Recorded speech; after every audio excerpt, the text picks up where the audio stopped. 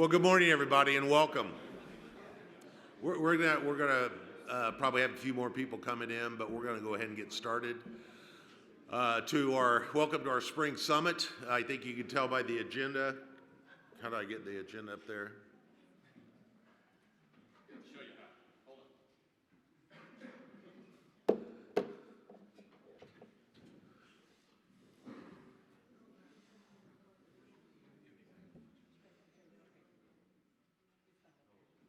All right, Susan's here, so we'll have the agenda here in a minute. In any event, if you look at it, I am pretty excited because we had a board meeting recently, went through a lot of this stuff, and we got a lot of good information about the progress of the SLC. We're going to have a great update on what's going on in our regional economy, which I think is very important for all of us. We're going to begin what I would call the beginning of a fact-based discussion, about the whole labor supply issue that we have, but candidly everybody in the country has today. And then really start to go down and get an update on our set of priorities, and we go through them. I think it's really representative of the great work that's been done over, in some cases, many years, where we've made a lot of progress on some priorities. We're in different phases with others, and we're going to talk about basically what it's going to take collectively from all of us to continue to move the needle on all these things. So without any further ado, I'm going to turn it over to John to have him give an update on our scorecard on where we're at on all these items. John, thank you. Thank you, Jeff. Good morning, everybody. Thank you very much, Peter. I appreciate it. We're dialed in and ready to go. Hey, as I was thinking about today's presentation, talking with all of the different presenters, and thinking about the agenda, an aggressive agenda that it is, and then recognizing the people that are in the room and that we're expected to be in the room, some of which are still on their way, because if you've ever been around Jeff Fettig, we're going to be on time and we're going to be aggressive in getting through it too. So thank you all very much. I appreciate it. I think what's really exciting is the number of leaders we have in the room today that are dedicated to seeing prosperity and growth for everybody in Berrien County. That's the region we look at. Of course, many of you look at it more broadly, a larger region. Some of you look at it very specifically on a subset of individuals that you're in charge of or you're working with. Some of us are representing small businesses and large businesses alike, maybe a specific industry. But everybody in here has agreed that the topics we're going to talk about today are important for us to look at collectively. And it's really important that we recognize those individuals who take that extra time. So if I could just have, by show of hands, our board members in here today, just if you could raise your hand real quick, and our board members that all participate, thank you all for helping to recognize that we spread this out to all of the other people in the county as we try to find ways to see an increase in population, an increase in economic security, an increase in job security, an increase in income status for our individuals. There's so much more that we are seeking to accomplish. And the problems that we face, when we face collectively, we have a better chance at succeeding. That's the exciting thing about what we're doing today. So after we come back after the break, we'll also then begin to look at some of that housing question, right? We'll dig into some of that. Transportation, we've got a really interesting update coming on transportation because of some of the work that started here within the Strategic Leadership Council and now has moved into some successful approaches that have happened in the county, in part because of some of the vision that this group helped to provide. Friends of Berrien County Trails continues to be a leader in individual organizations that started here and then have spun out to be a successful opportunity to grow the economy and to engage people in the things that they want to do in our economy, in our region. And then Dr. Hamill will wrap us up with Jeff at the very end. So we've got an awful lot happening. Best Practices Committee continues to be a very aggressive group of people. And I got to tell you, when you can get municipal leaders elected and appointed in a room talking together, you've got a chance to make some good change. You've got a chance to work cooperatively together. It was for the longest time, and Representative Pashulka's here too, he knows what this was like, how often we heard from municipalities who are fighting for the same grant dollars. Municipalities today are supporting each other. 21 of the 39 municipalities have agreed to join us in talking about how they can accomplish things together. So they are agreeing to support each other's grant projects. Why? Because if Lincoln Township gets it today, Dick, what happens then when Chickiming Township gets the next grant because we've helped each other along the way? That's an effective way to work cooperatively together, knowing that the whole is greater than just the sum of its parts, right? Harbor Development, a good update coming on that one. We've got some work to do in that arena, but that's where we all come in as advocates. Transportation, I talked about briefly. We'll get to some of the very specific details on what's happening in the Niles area, so we're glad that we're going to hear about Niles and Buchanan today. And then after that, the housing diagnostic tool. We're moving to the next phase with our partners. And you can see those partners are all listed there. The Realtors, Southwest Michigan Planning Commission, United Way of Southwest Michigan, and Area Agency on Aging, along with the Strategic Leadership Council. That one's going to be a bit of a deeper dive into maybe what we didn't understand going into that housing diagnostic tool and what the next phase of that looks like.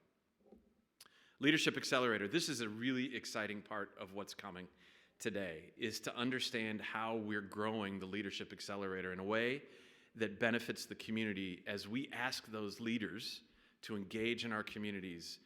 And we'll talk more about that with Dr. Kabatsky, our host today. By the way, thank you very much to Lake Michigan College for hosting us again today. A quick hand for Lake Michigan College and their staff. And then Arthur Havlicek in the chamber. We decided that we could only be better by working collectively, right? That's the whole idea. And you're going to hear some great things happening, how that program is growing and growing strong. Alumni engagement is going to be a part of that conversation, but that's just the beginning of really the vision of what the Leadership Accelerator is going to look like in the future. Berrien County Labor Supply Mismatch. We're going to jump into that one in just a few minutes. Again, as Jeff teed up, this is not unique to any county of the 83 in Michigan, and it is not unique in the nation. But what we do to understand from a strict set of data, a data that we can all agree is truth, leaves us the opportunity to actually begin to do some real work in that arena. What if there were a dashboard that understood exactly where we're aiming in job skills training based upon the individuals that we have? What if there were a dashboard and understanding that if we want to be in 2035 a growing economy, a new manufacturing economy because of the changes in manufacturing happening, are we ready to train our students, our individuals, to retrain some of those that have been in the marketplace or in the workplace that are finding AI changing things for them? What do we do? How do we engage that? And that's where the college will come in, and RESA, and our local school districts, and our businesses and industries who need to lean into this conversation.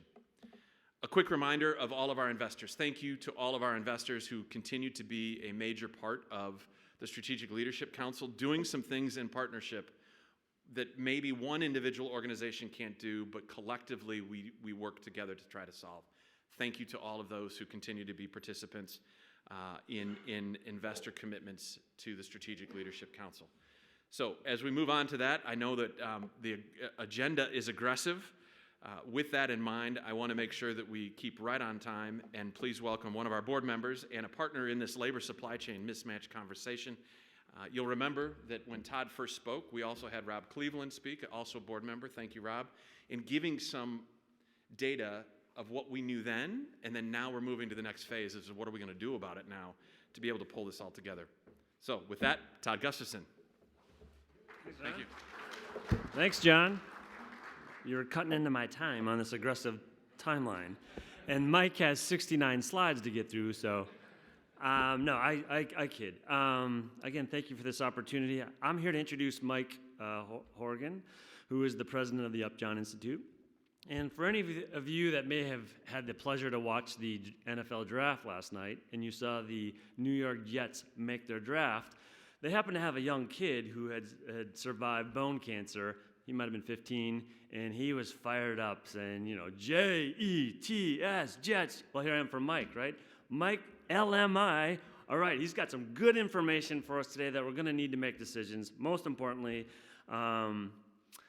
it's a project that's for Berrien County to remain an economically prosperous area, and it must develop, retain, and attract the talent and the economic needs. And in order to do that, we need someone that has the expertise the credibility that has done this. And fortunately, I've seen Mike work in multiple areas across the country. The Upjohn Institute, for those of you who don't know, is an asset in our own backyard. It's actually in Kalamazoo. It's a independent, nonpartisan research institute that does labor studies, labor market information, and employment studies, and has since 1945. Mike has been there since 1946, so you'll be happy to hear from him today. So he's going to come up and tell us about the project a little more, but also go over some labor market information that we all need in the nonprofit sector, education, government, and private sector to help us make better decisions on the talent we're trying to attract, retain, and where those gaps are. This project is also going to help us map out where it's going to be so we can identify those positions that are in the future in need so we can start ramping up and training and building those pipelines to support them now. So without further ado, Mike, labor market information. Come on up, Mike.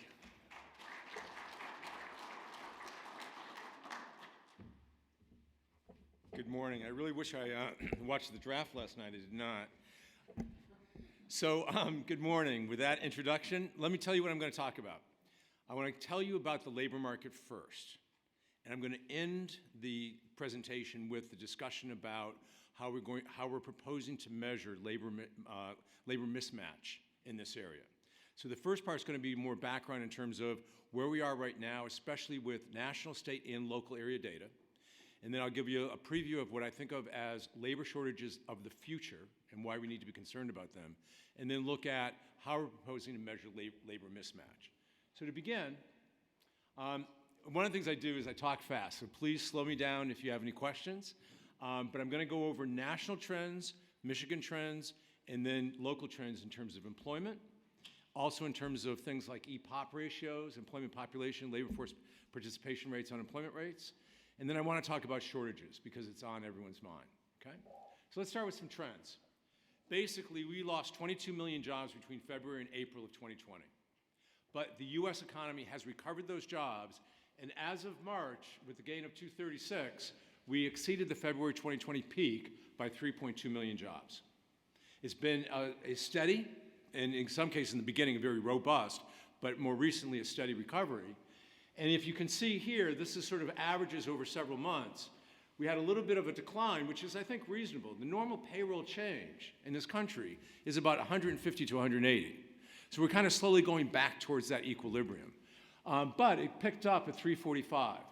If you looked at the GDP release yesterday of 1.1% quarterly growth rate, annual growth rate, it's going to be very important that we all look at the numbers coming out next month, because I'm very anxious to see is it still going to be 232, or is it going to come down?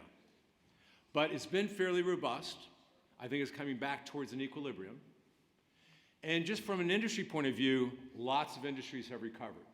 What I'm doing here that I think is really useful is I'm taking a look at the February level of employment and then the most recent level of employment. Have we regained that peak that we had in February 2020 before the pandemic? And all these industries have exceeded that peak by quite a bit. Professional and business services leading the pack. The one big area that is really low is leisure and hospitality. And we lost 8.2 million jobs between February and April in 2 months. We've regained 7.9. We still have just under 400,000 left to regain. It is the one industry that is still underwater. And that's, as you'll see, everywhere. All right, so, let's take a look now at Michigan, and then I'll take a look locally. Now with Michigan, what I did here, and I think it's an interesting exercise, is I said, what is the employment level in Michigan in April of 2020? And then look at that compared to February 2020. What does that represent as a percent of base? If February 2020 was as good as you can get. Michigan lost 24% of its base in 2 months, the biggest loss in the entire country. Now, I have not been here since 1946, as Todd said.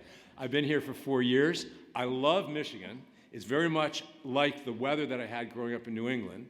My family loves it here. I actually have cousins in Detroit, Ann Arbor, and Portage, so it's been great to get to know them again. But one of the things I've learned about Michigan is that we have deep recessions and very strong recoveries. And as a matter of fact, if you take a look at the recovery, we've regained over 1 million jobs of the 1.2 million that we lost. We're at 97% of that job loss being recovered. We're in the pack, okay? And obviously a lot of this is manufacturing cyclicality. So it's good news even though we have deep recessions. Now in terms of industries, again, a lot of industries have fully recovered. And what are the ones that have not? You can see leisure and hospitality, like the nation, is the one that is the deepest underwater. Now, one thing that is different is healthcare and social assistance. That one has recovered nationally. I will tell you nationally, if you look at the data, it's been slow to recover.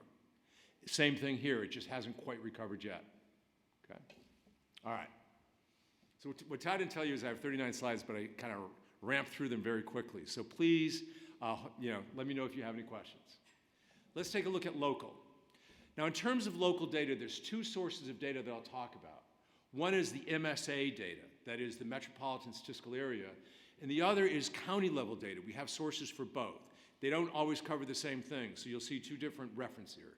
But in terms of the references, what I did here is I took a look at Niles, Benton Harbor, and the source is the current employment statistics. It's that payroll survey that comes out every month. And all I really did is I said, that decline is so big from February to April, I'm just going to do it as an index. I'm going to take the level of employment in basically December 2007, and I'm going to make that the base, and then compare everything to that. So it's 100% back then, and then I just calculate it relative to that base, and you can see the big dip from February to April.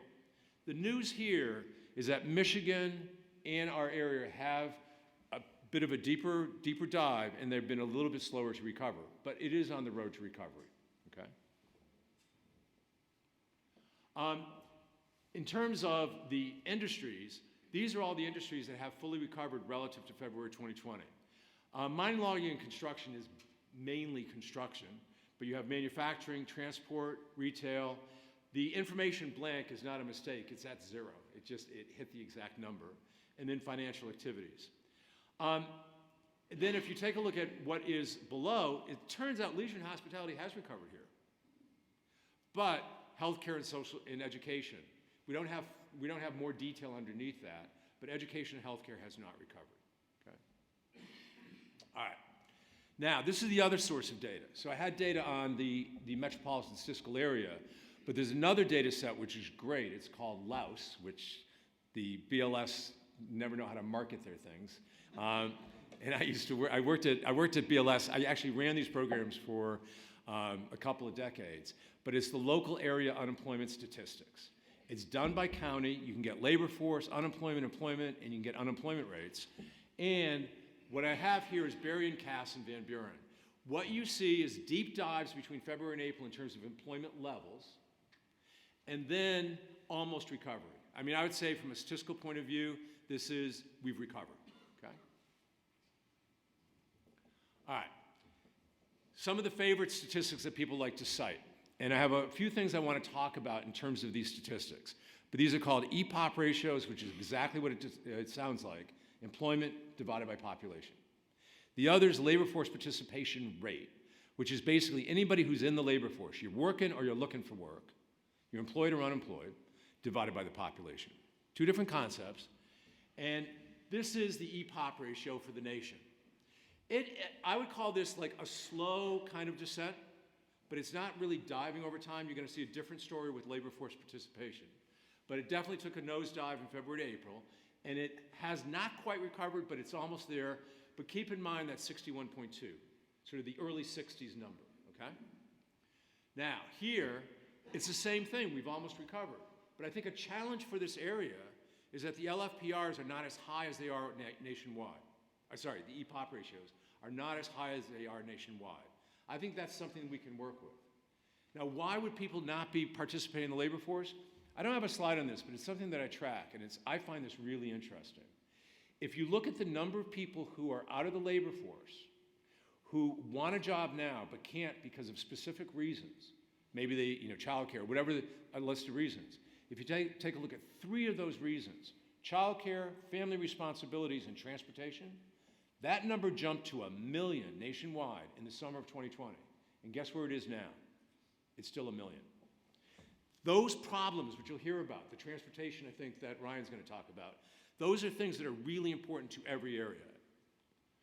Now, this is the participation rate. That has declined.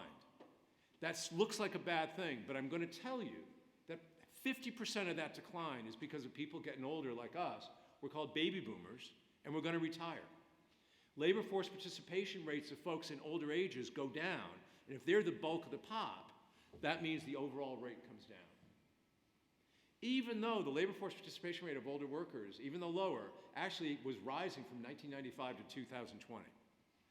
The big problem right now with LFPRs, in terms of recovery from the pandemic, is that older folks are not coming back to work. Their labor force participation rates have not recovered. And there's also been a big decline over that period in 16 to 24-year-olds. They're not working as much while in school. Those who are enrolled in school, their LFPRs are coming down, have come down for a long time. So what is it locally? It is really the same story. It actually, the numbers are a little bit more robust than the EPOP, and they've almost all recovered. And I see people taking pictures, which is great. I assume we'll have a copy of the slides that we can send to everybody. Okay, all right. I'll send you the version with 100 slides, all right? All right, so unemployment. There's not a whole lot you can say about unemployment except for the fact that it went way up and it's come way down. Unemployment as a signal, and you know, I was the fellow that put out the unemployment rate every month. I love the unemployment rate. It just doesn't tell you much about the labor market. You got to look at a lot of things, like EPOPs, LFPRs, and things like that, okay? But it is important. It's not the only signal, though. The unemployment rates basically rose dramatically in Berrien, Cass, and Van Buren, and then have come way down. They just haven't quite gotten back down to the level we had in February 2020. Okay. Now, I talked about employment. I want to talk a little bit about labor shortages. Now, one of the things I love about labor shortages is that everyone knows there's labor shortages. Every employer group that we talk to, every group I talk to. But what I wanted to do is, can I find it in the data? Can I point to the data to say, here is a shortage? And so I looked for evidence. And the evidence I love is JOLTS, job openings and labor turnover. This is a national data set. I'll show you Michigan in a minute. But the red are openings. These are openings on the books at the end of the month that firms are absolutely say they could hire somebody tomorrow and fill that opening. So it's not just a job posting. They have an actual opening to fill. Hires are in blue. Those are the hires over the month. And what you see is this huge gap beginning at the end of 2020. And that gap is, to me, evidence of shortage. It's eased a bit in the last couple months, and I think that's the thing to look at. Is it going to continue getting closer and closer? So there's some sign the shortages are getting better. The shortages, the red is bigger than blue. Openings are bigger than hires across all these industries and across all these industries. I'm not going to do a reading of the industries. But in other words, the cumulative effect is that this is not focused on one industry. It's everywhere there have been shortages. Some bigger than others, healthcare especially. And you can see healthcare there. That's one of the reasons why it was slow to recover, is they had trouble filling jobs. Now, if you're having shortages, and I'll show you in a minute that wages are going up, because we all know wages are going up, then we have this thing called the Great Resignation, what we call the quit economy, the quiet quits, right? Well, quits at 4.5 million in April of 22 hit the historical high of this series. The series goes back to 2000. But it has come down a bit. It's still 4.4 million quits a month is still pretty high. We are still in that shortage economy, is how I would describe it. The other is wages. Wages, take a look at that flat heart line there. Not much going on with wages. Steady increase, but inflation was low too, right? And then all of a sudden we had the pandemic, which is everything goes wild. But where is it now?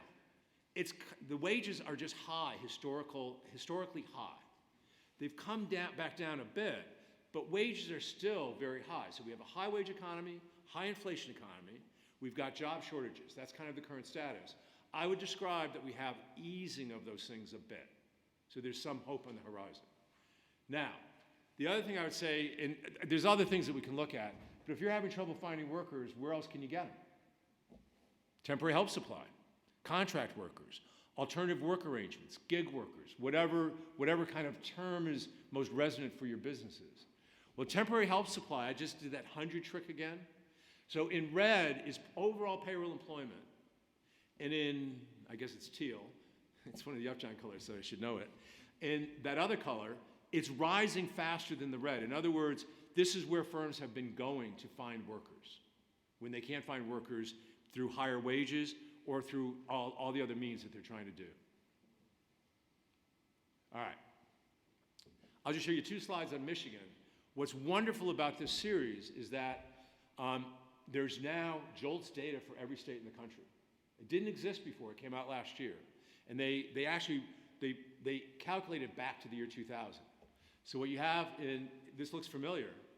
This is basically the same thing. It's happened in Michigan that happened in the nation. Openings exceeding hires starting in late 2020. The difference, though, is that quits have actually moderated. They kind of are a little bit more cyclically stable than we have in the nation. So, which I think is a good sign. They've leveled off in recent months. And then finally, I'm going to talk about how we find workers, how we can identify skills in demand, right? But I think we need to pay attention to the future. And I'm going to use data from our own labor market information at the state of Michigan, and also from the same thing from the national. From their projections of employment, take a look at the top, BLS projections. This is 145 million. That's the employment size in 2012. That's wage and salary, self-employed. Then take a look at 21, 158, and then take a look at 31, 166. These are numbers there that are real or projecting. And all I did is I said, what's the average payroll change over those periods of time? The period up to 21 is 118,000 a month. Some months are 180, some months are 150, some months are 93, 118 average. What's it going to be over the next 10 years? This is an economy in the projections that is assumed to go to full employment. The average monthly change is 69,000. Not as many workers, half as many workers. Take a look at Michigan. 2010 to 18, the average is just over 6,000 a month.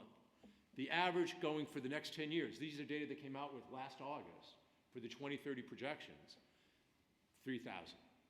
So the problems that we're finding workers now, which are partly endemic to the pandemic, partly because of supply chain issues, partly for a lot of reasons, I think are going to continue over the next 10 years. Okay? So what I'm about to say next in terms of finding skilled workers, I think is going to be very important, because if you have fewer workers, what are you going to do? You're going to automate. You're going to, my prediction without going into the politics of it, you're going to have a change in the discussion on immigration towards skill-based immigration, for example. There's going to be a lot of changes in the conversation, but at some point you need more skilled workers to work with more automated, advanced manufacturing or whatever it is in our local economies. All right, so I want to take a look at how to project the need for and the supply of talent in Berrien County. And how am I doing on time, Todd? Because I haven't seen the hook coming from John yet. I'm good? Okay, good. I forgot to tell you that I talk fast. All right, so I'm first going to show you how it's done by the state of Michigan. These are called 10-year projections. And then I'm going to show you what I'm proposing, because the state of Michigan does it for the state.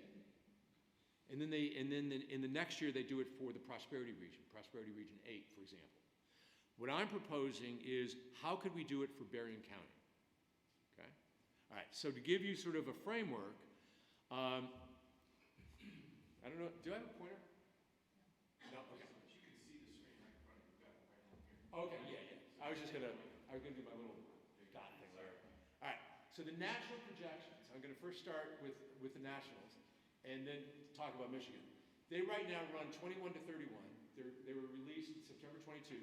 Next release is this year in 22 to 32. They do it annually now. The state of Michigan released theirs in August for 20 to 30. Next year they're going to release in the next release is going to be 22 to 32 in August of 24. This year they're going to release the prosperity regions. Okay, and you can see that up there in the green. Okay.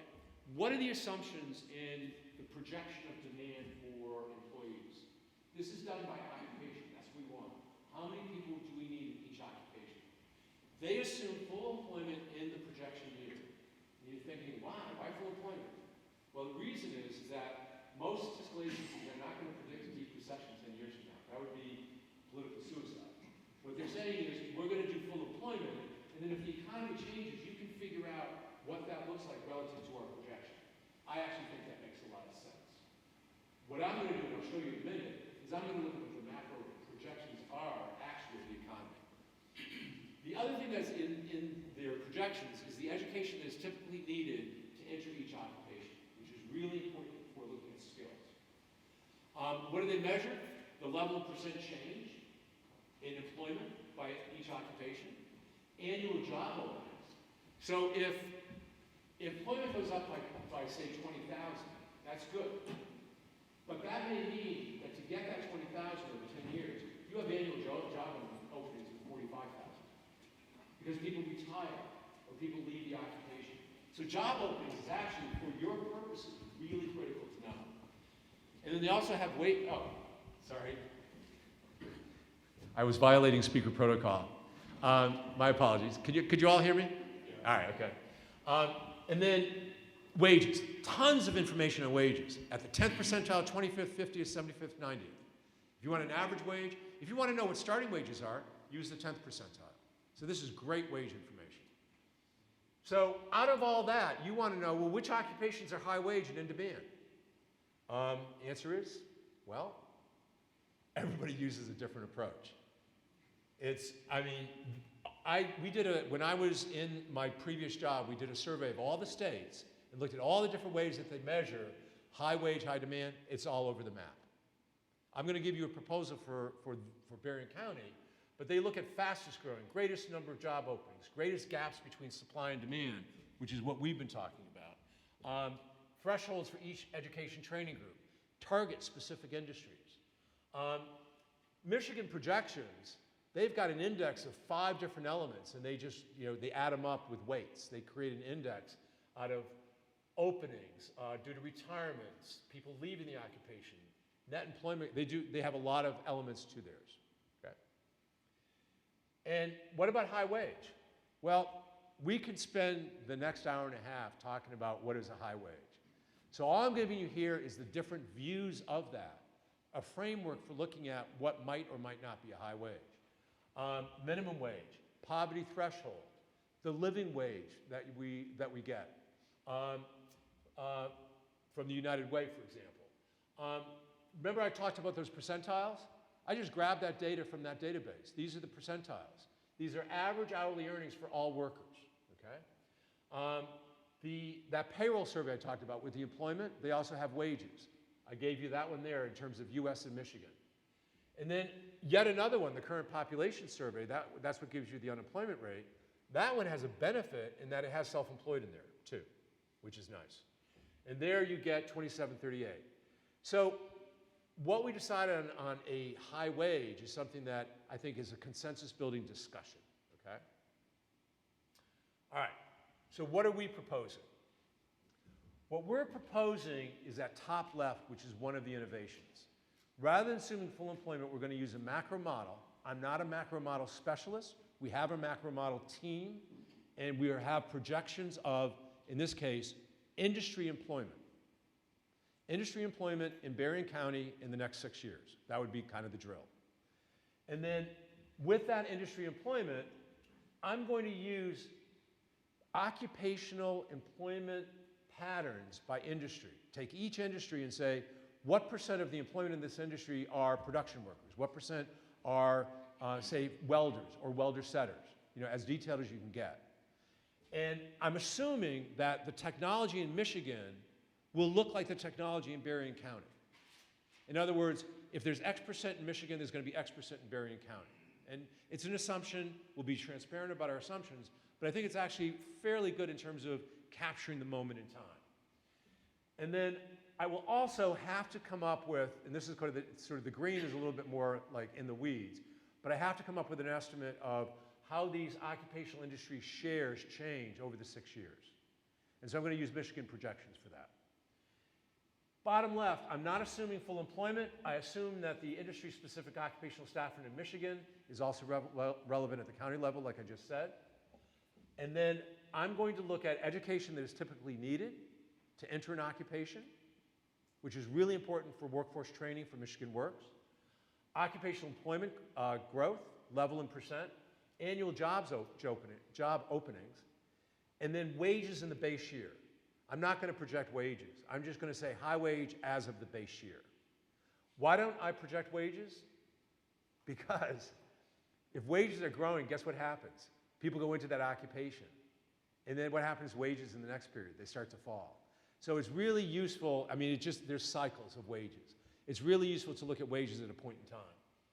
And then which occupations are high demand and high wage? Well, for better or for worse, here's my first pass. I'm going to define all these high wage in-demand occupations by education. And then I'm going to look in demand as simply those that have an employment growth that's faster than average for Berrien County.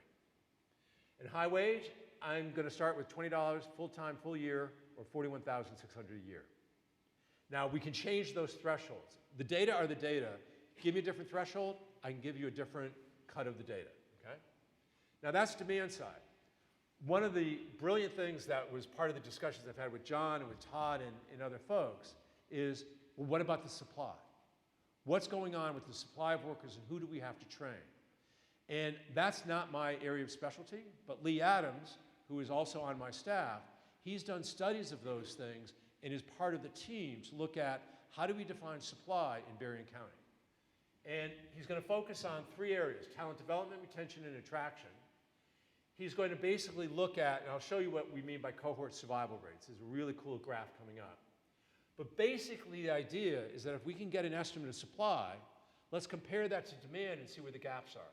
What do we need to train in? And we'll develop policy recommendations working with the team that will ensure labor supply meets labor demand.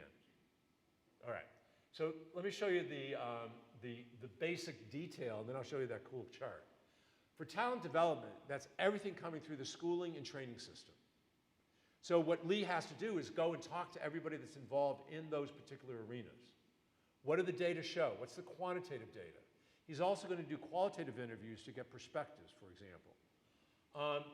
Then also, besides talent development, talent attraction and migration patterns. What are we observing about people coming in? Now, I don't know if you're familiar with these data, but we have the ACS data, American Community Survey. We also have the QWI, the Quarterly Workforce Indicators data from the Census Bureau. That gives us a lot of information on migration patterns, okay? And then talent retention. That's definitely where Lee is going to have to talk to a lot of the folks around here to find out what are people doing for talent retention. Best practices that we can then share with everybody. All right, here's the cool chart. This was from 2016, so it's not necessarily relevant today. What it's basically showing is that basically the aging of the different cohorts over time, and so it would have a similar kind of labor force composition, but then what is needed for in-migration, or what have we had for in-migration, and then what is needed for in-migration in future years in order to hit a particular level. Now, this is just an artificial level here for illustrative purposes, but what it kind of shows you is where are the workers coming from by age group, and we could do it by education, we could do it by a lot of things, but then critically, what is the need for migration? Now, remember that chart I gave you about the average monthly payroll change? What that suggests is that we're also going to have things like automation, which is not so much just how many workers, but how many workers of different skill types. And then the last couple slides just really detail where he's going to get the data from the various sources. This is on talent development, looking at Berrien RESA, looking at high school completion, looking at National Clearinghouse data, if you're familiar with that, community college data. So there's a lot of quantitative aspects to this. And then besides that, with retention, this is where he's going to talk to a lot of local leaders, local employers. What do we know about workplace preferences, career mobility? What is it that are keeping workers here? What are the practices? And then also talent attraction, which is obviously conversations with Rob Cleveland, or for example, with Connexus, for example. What are we doing in terms of attracting talent? But this is all part of a profile of what the labor supply might look like in the future, okay? And finally, one of the things I did for KRESA a couple years ago is I took all this information on occupations, and if you ever looked at a CTE course, there's a database that says for every course, what are the occupations that are relevant to that course? You take this course, what are the potential occupations you could go into? And what I did is I took that high-wage, high-demand occupation profile, and I said, let's map that to the CTE courses. And I developed an index of demand for CTE courses that the KRESA, Kalamazoo RESA, used as input into their selection of courses for their new CTE center on I-94.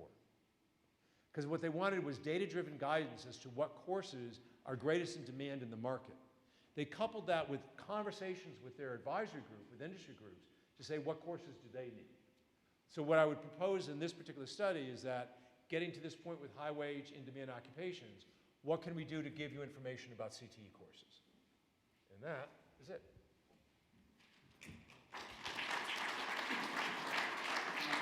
Sure.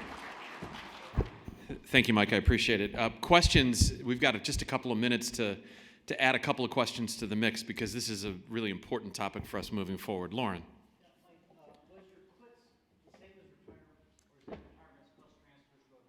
Yeah, so the quits, people generally who quit in that database are not retirements. There's another category called just basically separations. So quits are part of separations, but there's other categories that would include retirements. So retirements and deaths are measured separately. Yeah, this is all quits, little quits, yeah. So everybody's getting another job somewhere. Yeah, they're quitting and looking, or they're quitting and getting another job. Because we all know that foolish cousin who quit and didn't have a job, right? Question about what's happening with the remote. A lot of people are now working remotely, out of state, out of area. How does that impact the way you look at these statistics? So two answers. One, there are data on the percent of individuals who are working remotely, and we can bring that to bear. What's important about that data is it shows the trends in those by occupation. So that, I think, could be important in your profile. So production workers obviously are on campus. The other is that it's emerging. I know I'm trying to get my workers back to Upjohn, and we're giving them lunches once a month and stuff like that. So I think it'll be important to see what the trends are too. But there are databases that will allow us to take a look at that. I may not have that data locally. What I'll probably have is data either at the national level by occupation or for Michigan by occupation. So Christine Van Landingham, Area Agency on Aging, so appreciate this information. And when we talk about development, attract, retain, I'm interested in a fourth piece of that, which is engage. So you mentioned the labor force participation rates for older workers and how that had been going up and it's now going down. Well, at the Area Agency on Aging and across the nation, what we're seeing is a labor force, an older workforce that wants to be engaged, but they're encountering age discrimination in getting back to the workforce. Of those who would like to go back to work, 57% of them experienced unplanned and forced retirements. And then as they want to get back into the workforce, they're experiencing those barriers. So I'm interested in perspectives on not leaving that workforce on the sidelines and strategies to engage them, get them back to really tap a portion of what we need in our economy. That's where the conversations are going to be very important. That's where the work of Rob Cleveland, for example, of the economic development agencies are really important. Because we're not going to answer every question, but if in the conversations that we have an understanding of what's happening locally, of what the concerns are, and then what some of the potential strategies are, we can bring that to bear. We're sort of a combination of policy folks and data geeks. I'm probably a little bit more of the data geek coming into the policy world. Lee's more of the policy world with data. So we'll try to bring all that stuff into the conversation. Let me just add, if the kind of data that you're looking for, or the data that anyone here wants, you have my contact information. We love providing that kind of service to anyone that needs it. So any data needs that you have, we're actually hoping to put up a data hub on our website for the whole Southwest that will give you immediate access to things like LFPRs, EPOPs, et cetera. Sorry for the advertisement. In your one chart, you showed a lot of immigration of new labor needed in this area in the future. Is that projected to be more unskilled or skilled labor, or a combination of? What would be the percentage? So that was an example from 2016. We would have to redo that chart with a legitimate estimate going forward. But I would argue that well, certainly I think it will tilt towards skilled because of the automation requirements and the demographics that I pointed out. So I just think there's going to be a simple shift towards skilled. But there will be probably a need for some unskilled in the sense of, and I use that term carefully, I think that folks at the high school level, at the some college level, no degree, can be trained into highly skilled occupations through certification and industry licensing. So I think it kind of depends on your perspective of what you do with the workers when they come in terms of the training you provide.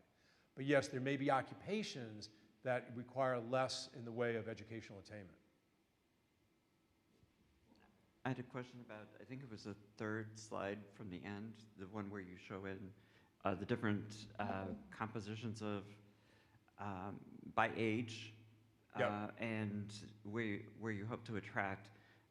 You had some historical data there. I was wondering, is that, it says Southwest Michigan, is it all of Southwest Michigan, so we're also looking at Kalamazoo? Or are we looking? Yeah, so and I apologize because it's a really good chart and it sort of immediately resonates. It was a 2016 study because we haven't done it for this period. Yeah, but those data come from, for example, ACS data, American Community Survey, and we can get that at the county level. So that migration is, Yep.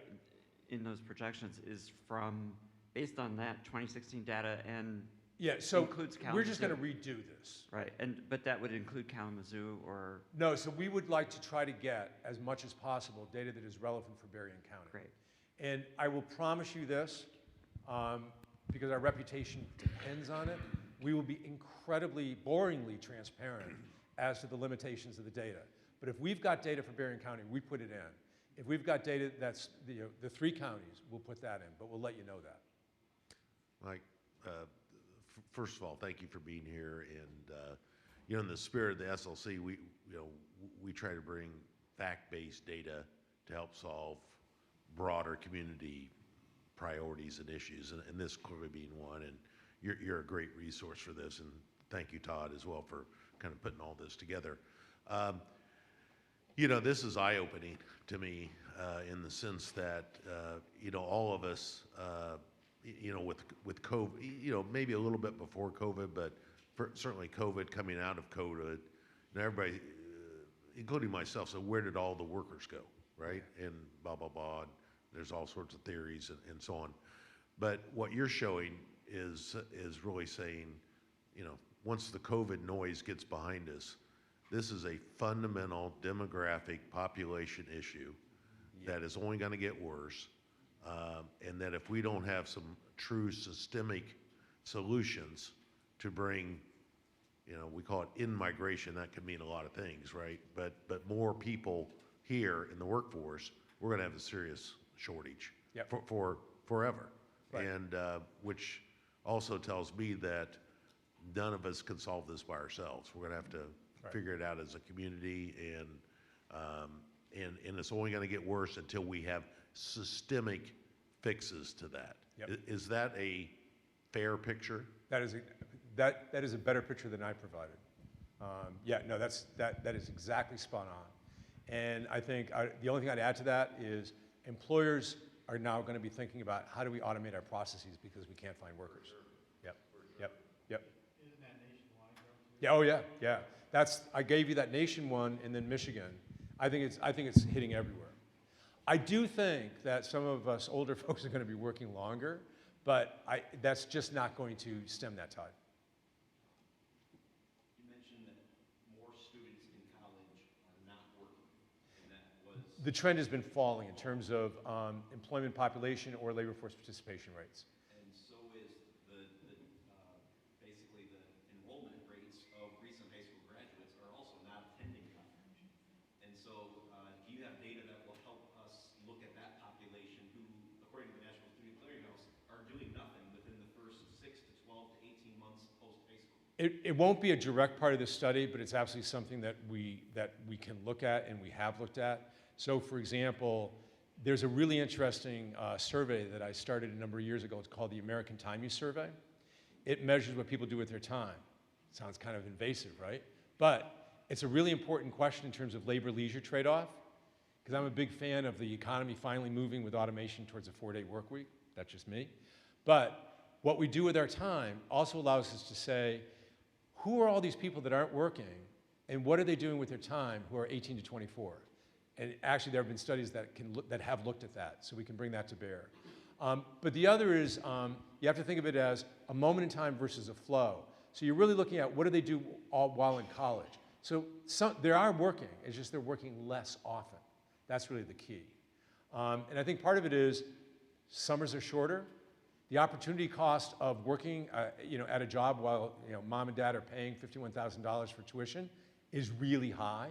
So and you have to, during high school, you have to find a cure for cancer or find a country in order to get accepted into college, or volunteer. So it's hard, I think. I think there's been a trend away from working, that work experience. Sorry, I sound like a parent now. Oh, yeah.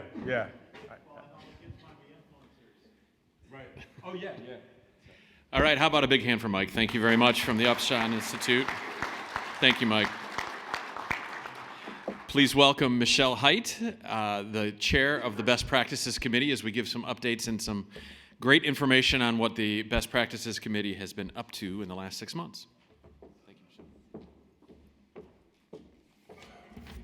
Thank you, John. I only have 2 slides, so.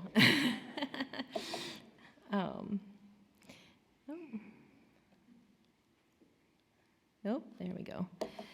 All right, I'm going to just touch on some things that we've talked about the last couple summits, but they are important topics and things that we are still working on, and that is short-term rentals. We're keeping a close eye on what the state is doing. We just want local control. The BBC as a whole adopted a resolution that was sent to the governor stating our stance on STRs, so that's on our radar, and like I said, we're keeping an eye on that situation. Labor shortage and attainable housing. Labor shortage issues, of course, is related to housing because people that have working age can't find housing that they can afford here. We're identifying our roles in these issues and trying to find solutions together. Local housing projects and zoning, we're learning from each other. We're trying to figure out what's working, what's not, from our other municipalities, housing projects that maybe were successful and weren't or didn't get funding. We're just trying to learn from each other and identify what's working, what's not. Headley and actually in zoning also, many municipalities have amended their zoning ordinances to allow for more density and things that will make encourage more affordable housing projects. Headley and Prop A, we talked about quite a bit about a year ago. We are gathering data from municipalities to determine the loss of revenue to municipalities caused by the intersection of Headley and Prop A. So this does remain a focal point for the BPC. I want to give a shout out, I don't think they're here, but a shout out to Commissioner Freeling and Administrator Doucette. They attended our February meeting to give an update from the BC BIT regarding ISP's broadband Robin Grant applications, and they have been very helpful to the municipalities that are working hard to get reliable internet to their communities. So I just want to thank them. They've been great, and I'd say particularly to the townships in particular who really are struggling. At that same meeting in February, we hosted Senator Nesbitt, Representative Paquette, and Representative Andrews. They gave updates on what is happening in Lansing and took questions from all of us, listened to our concerns, and we were able to let them know what the BPC has going on, so it was on their radar. A number of municipalities attended that were not already members of BPC, and I think at least 2, I believe, have joined since that February meeting. So that was, I think, very impactful, very important to connect with our state legislature. Oops, wrong way. So where we're heading, obviously we're still talking about these things I just mentioned, but marketing is something that we've really talked about. How do we attract people to our areas? Is this something that could solve some of the issues that I've just mentioned? Could we be marketing ourselves, meaning the county and municipalities, to attract families, young workforce, et cetera? What does this look like? Is it a website? Is it social media? How can we make sure there's housing for young people? How could we be more engaged with high schools, LMC, SMC, to find young people who want and need jobs? How can we get our young people to stay in Berrien County? Are we involved in discussions on how to attract young people to trades, police, fire, and utility work? I think this is an interesting concept and one that we'll be definitely working on. Berrien County has a lot to offer, and we need to showcase that. And I'll get on a soapbox a little bit, that I don't think that every high school senior needs to go to college. Government jobs are good jobs. We offer good pay, good benefits, and we need these police, fire, utility. If you have a water main break, if your house is on fire, you need an ambulance, we can't just put a sign in the window like a Dollar General that says, due to staffing issues, we closed early today. I mean, these people are essential. We need to pay them as such also. So, moving on, though, master plan implementation. We've been discussing master plans. We touched on it a little bit at our last meeting. Municipalities have to have one, and we update them every 5 years. And we spend a significant amount of time doing this, and even creating new ones, and we often forget to refer back to them. We'll begin to discuss how we hold ourselves accountable to any kind of future planning that we have, and how we will practice best practices. Grant sharing opportunities, no-brainers are trails. Trails don't usually end right at your municipality. They continue on. We're looking for opportunities such as trails and EV charging stations to apply jointly with other municipalities to make them more attractive. And I would just say, if I could sum up the BPC's work right now in one word, it'd be engagement. We're engaging with our county officials, state legislature, and each other, and it's really one of the cornerstones of the BPC, and we're striving to engage in the best way we can to accomplish big things. And our group is ready for action. And I ran through that pretty quickly, but there is a lot on our plate, and we are busy, and I really appreciate all the municipalities that do attend and participate, and we're just trying to accomplish a lot of things together, and in particular Susan and John, who without the two of them we really couldn't keep focused and keep things going. So thank you very much. Thank you, Michelle. Any questions for Michelle? Best practices?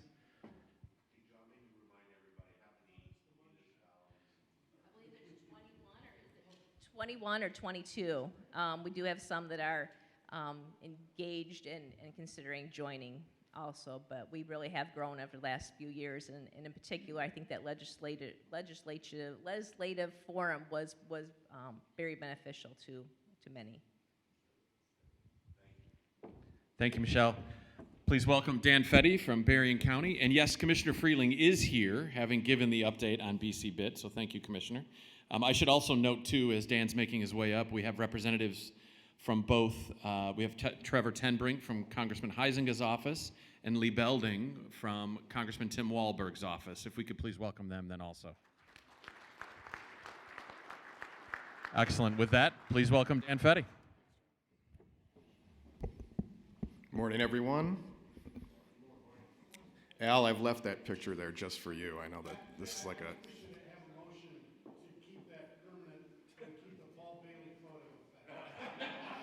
We could put a little sign underneath it that has like my numbers on it. I'll be as brief as possible, maybe not as brief as Michelle, but I'll try. We have a few updates on the Harbor Coalition that I'll talk about, some of the progress that we've made since our last meeting. To refresh everyone's memory, the Office of the Great Lakes provided a fairly substantial amount of money to the local community to conduct an overall study of development patterns within the St. Joe Harbor, as well as opportunities for further development and some challenges that we face collectively managing the waterway in this resource. The study area basically encompassed the city of St. Joe, the city of Benton Harbor, and a small portion of St. Joe Township that you can see on the map here. The result of that study was a recommendation that a working group be created to determine how to establish a permanent governance body to manage the river and to provide advisory recommendations for various developments and waterways access improvements that are going to occur up and down the river. That working group came forward with a recommendation that the three communities formally create an authority or a coalition under certain provisions of Michigan law, and that that new coalition be empowered to undertake certain actions on behalf of the communities, utilizing grants of power from the communities themselves. From there, we took these recommendations to the three communities, City of St. Joe, City of Benton Harbor, and St. Joe Township, and over the course of a year or so, interruptions with COVID also slowed it down a little bit. We were able to get the three communities to agree formally by resolution to endorse this plan and then move forward into the process of drafting the necessary agreements, legal documents, and grants of authority and power to this new coalition.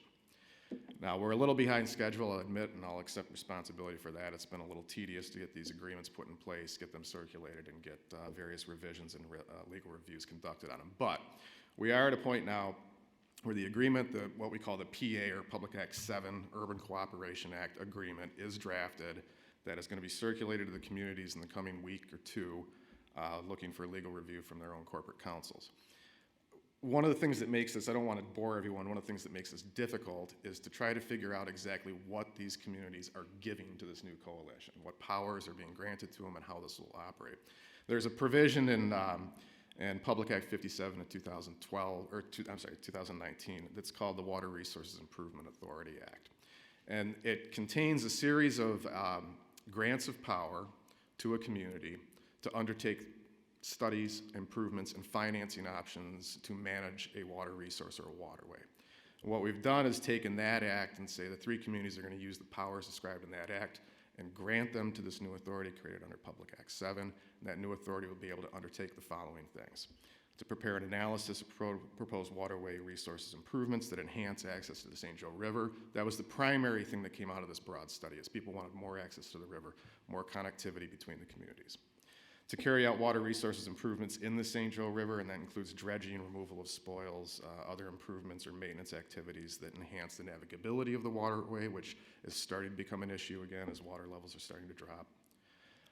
With the approval of the parties, one of the things we thought was important to put in here is the opportunity to create a tax increment financing plan, or if necessary, a special assessment district to defray some of the costs of these improvements. There's a lot of money available from the state and the federal government to do this, but there is no routine, consistent form of funding. It's all a competitive process to try to acquire state and federal funds. This may, with the permission of the three municipalities, provide more of a routine, long-term way to finance improvements in the area. And finally, to review and make recommendations to the parties on other proposed public and private waterfront improvements. These are just advisory recommendations going to local communities who have expressed a desire to retain their own zoning and development reviews.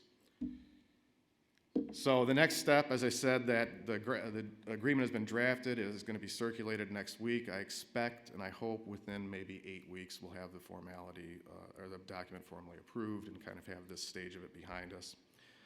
We will then begin hosting the meetings of this authority. Now, in parallel to this, we're not just working on the kind of the legalese, the boring stuff. We're doing things in parallel to try to provide some long-term support to this authority once it's formed and running.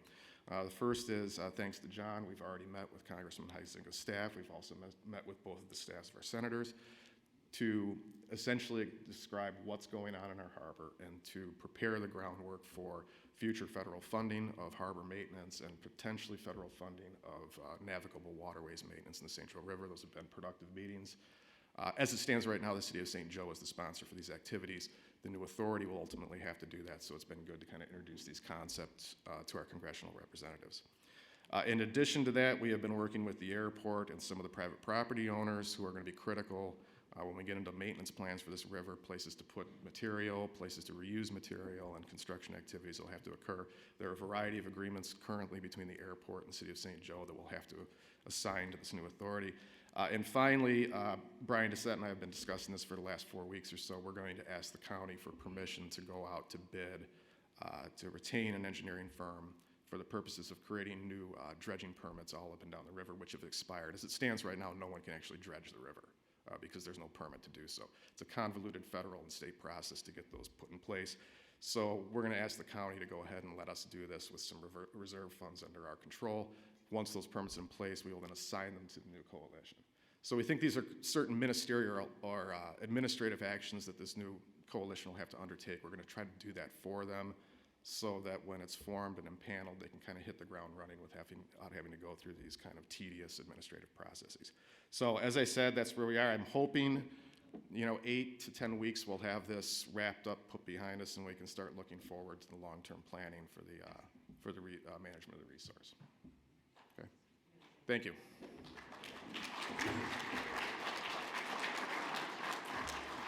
Dan ran away really, really quickly. Holy cow. Apparently he doesn't want any Q&A about the harbor redevelopment or any discussion about it at all. Peter's got a question. Peter, you have a question for him? Okay. So as you can see, when you're talking about shared municipal ownership or shared municipal responsibility, it is tedious, it is challenging, but I would encourage, and it's great to see the commissioner from Benton Harbor here too, so it's important that our municipalities working cooperatively together, those three in particular, are engaged and ready to be managing the ministerial work, but then also working on some of the vision that collectively those municipalities have for that shared water resource. An important part of what we're doing. This is an exciting time right now for us. We move on to the Leadership Advisory Council Chair, Anna Murphy. Please welcome her as we give some great updates on the Leadership Accelerator.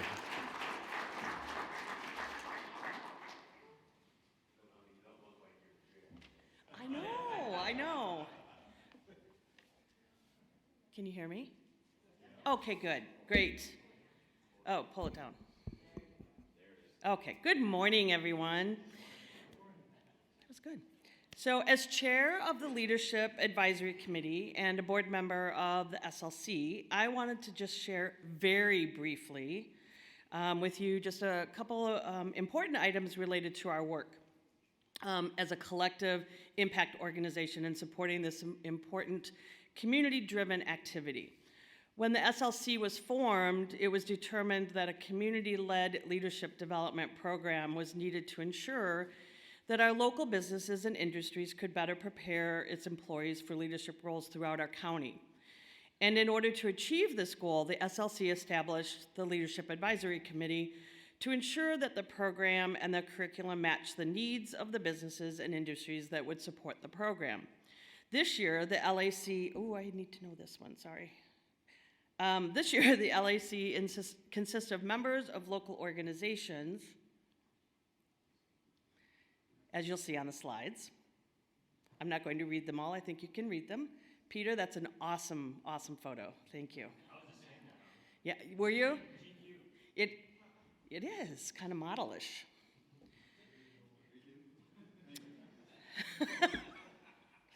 And I believe that's our, yep. And in just a moment, you'll hear about our partnership with Lake Michigan College and its faculty and staff that have entered into its second full year and continue to improve upon the already successful model. But why stop there when we can continue to improve? So thanks to the feedback from many, we've developed a new partnership with Southwest Michigan Chamber to create an even more robust leadership training program that I'm certain will be the envy of everyone across Southwest Michigan and Northern Indiana and further. So, to hear more about these developments, please welcome Dr. Trevor Kubatsky and Arthur Havlicek.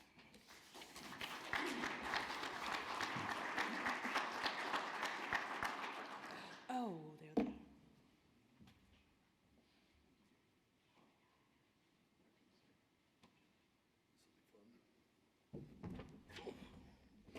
Good morning.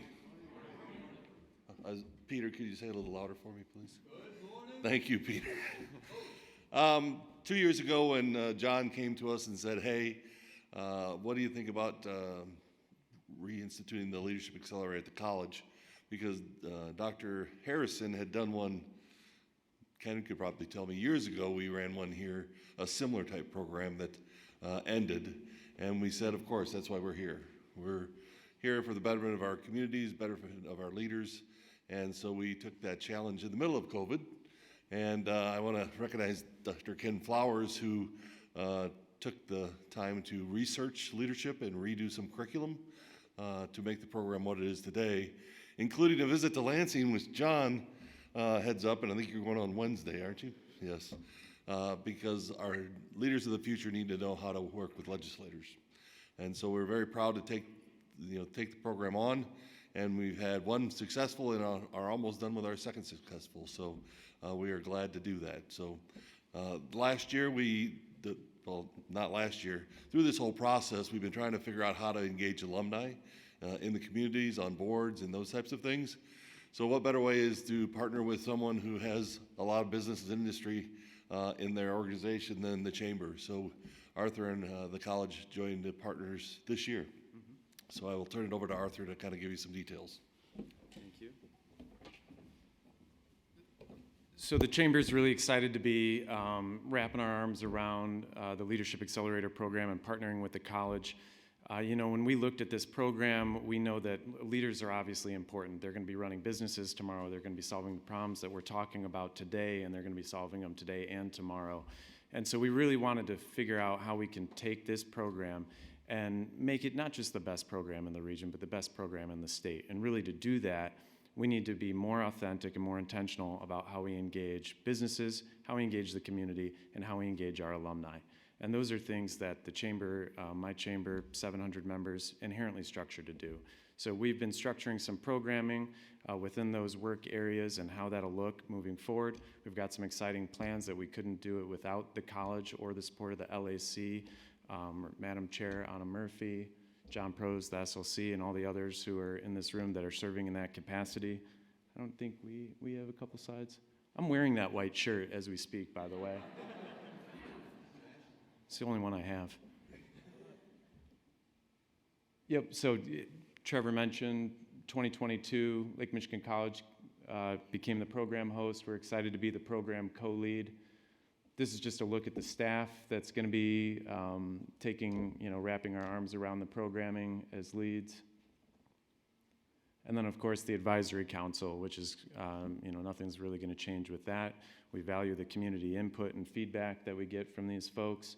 I think it makes it a more robust program, more accountable to the community, more ways to plug in. So we're really excited. We think it's going places. Without unveiling all that much, we want to talk about this year's cohort. So Sarah Spoonholtz is going to come to the stage and introduce two fellows that we have here in attendance today.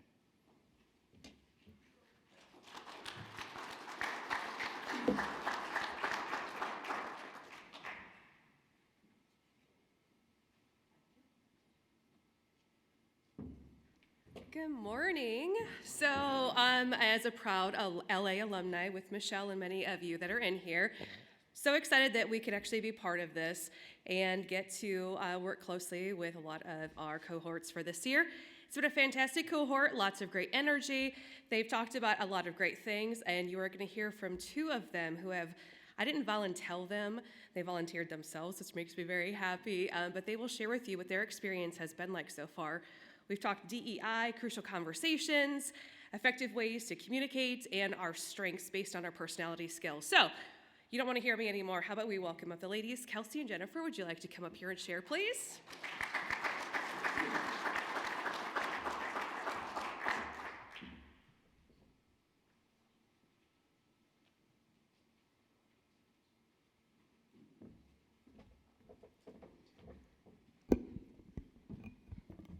I'm vertically challenged. So, hi, I'm Kelsey Daly. I actually work here at Lake Michigan College as the learning designer, and Dr. Flowers encouraged me to sign up for Leadership Accelerator, and I'm so happy he did.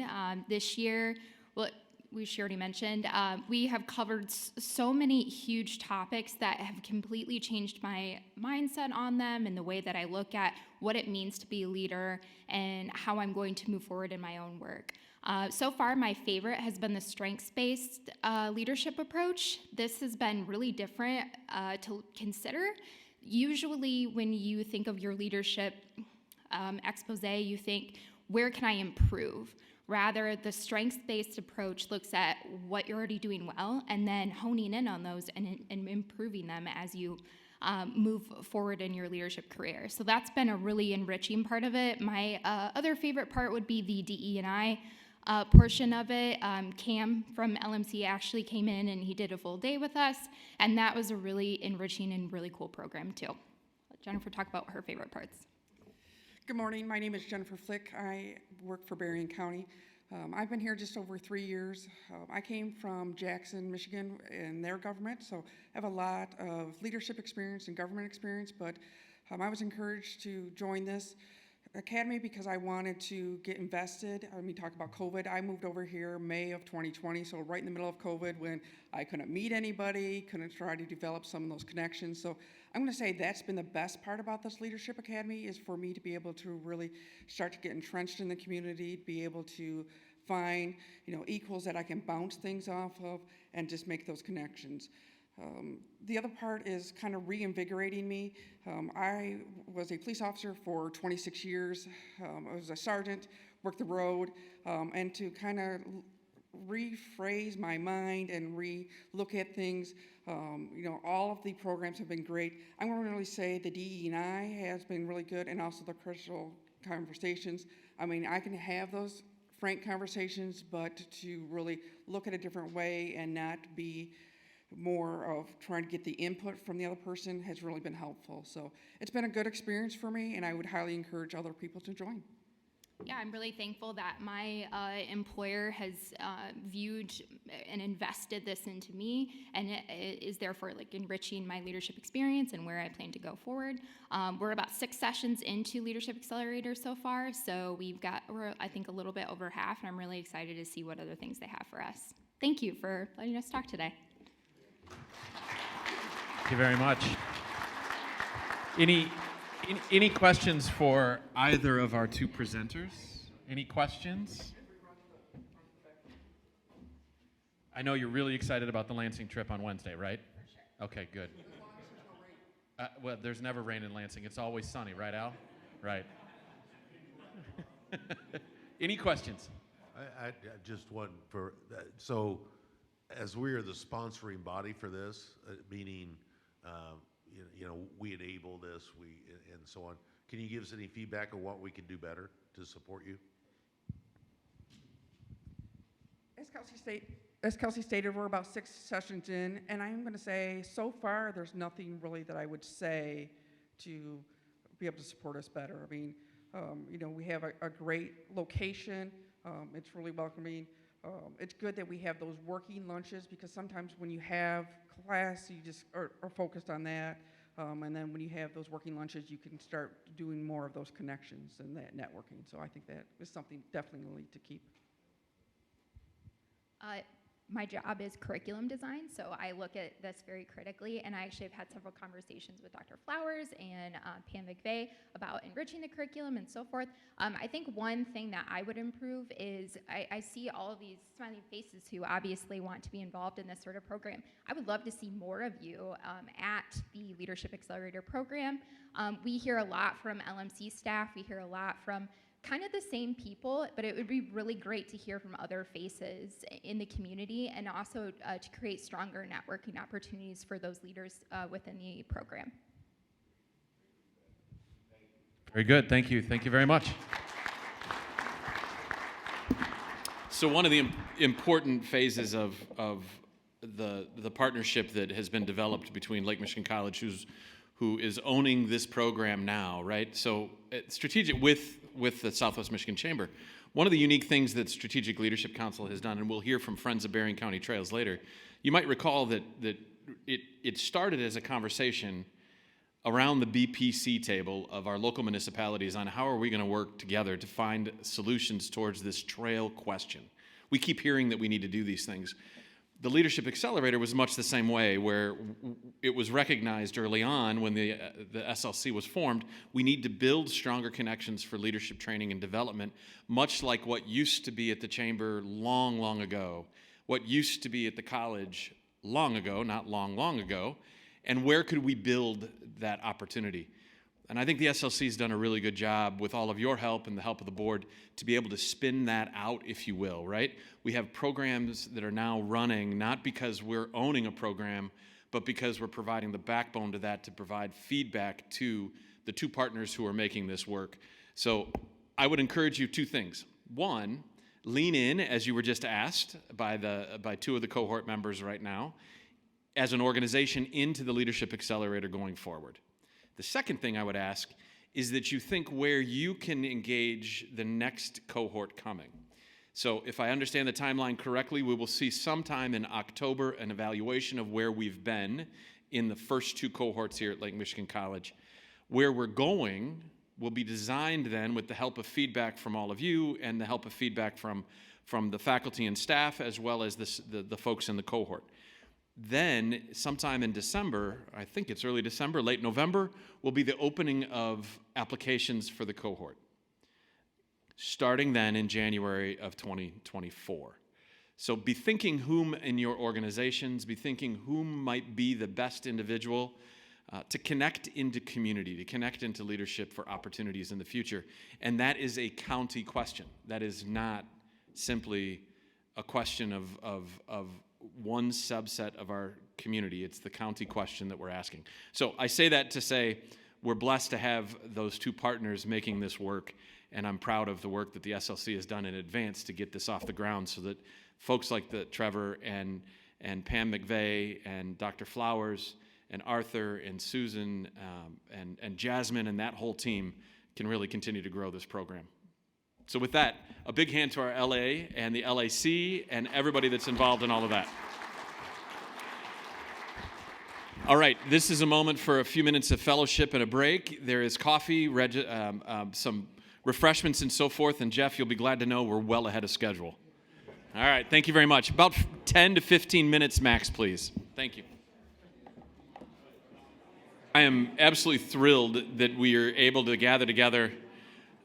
It's by design that we're a little tight in the room. I hope you don't mind. I love the fact that we had to bring in a few extra chairs because of interest, engagement, and willingness to participate. We will, however, add a table next time. And it might be a little admonition from Susan. And again, Susan Cooper, whom you know, please give her a hand. She does a huge amount of work. All of our audiovisual and our recording and so forth is done by Dolphy, so thank you, Dolphy, for all your work also. When we gather, Susan's admonition might be, hey, we'll know if we need more tables if you RSVP. So make sure we know that you're coming. Everybody's invited. The county's invited. We can fit 150,000 someplace, right? We could get after that, but you get the idea. All right, thank you very much. And Susan, I know you didn't say that, but you thought it, and I knew you thought it.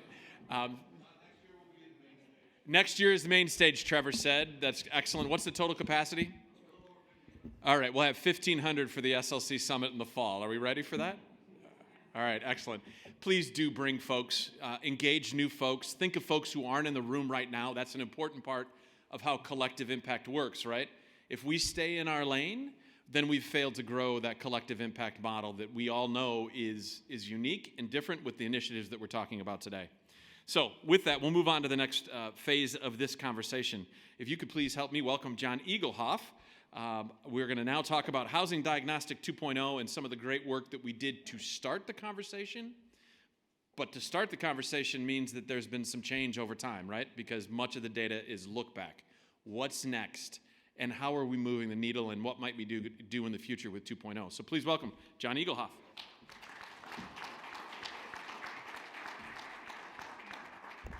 Thank you all.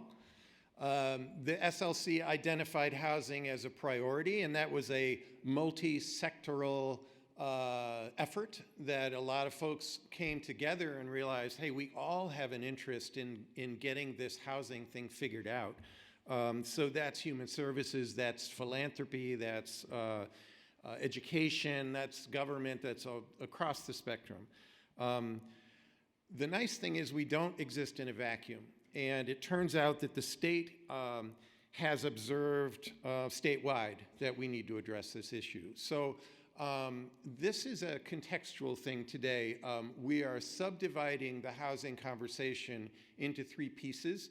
And it's going to start at the large scale at the state level, and then it's going to move down into the realtor's perspective of what's going on in Berrien and nearby. And last, we'll take it down to the SLC specific specific approach that the SLC has decided to take. Tyler Aust is here from MSU Extension to give us the state context. Here's a little bit about Tyler before he gets up and comes to the podium. His extension focuses on land use, planning, community development.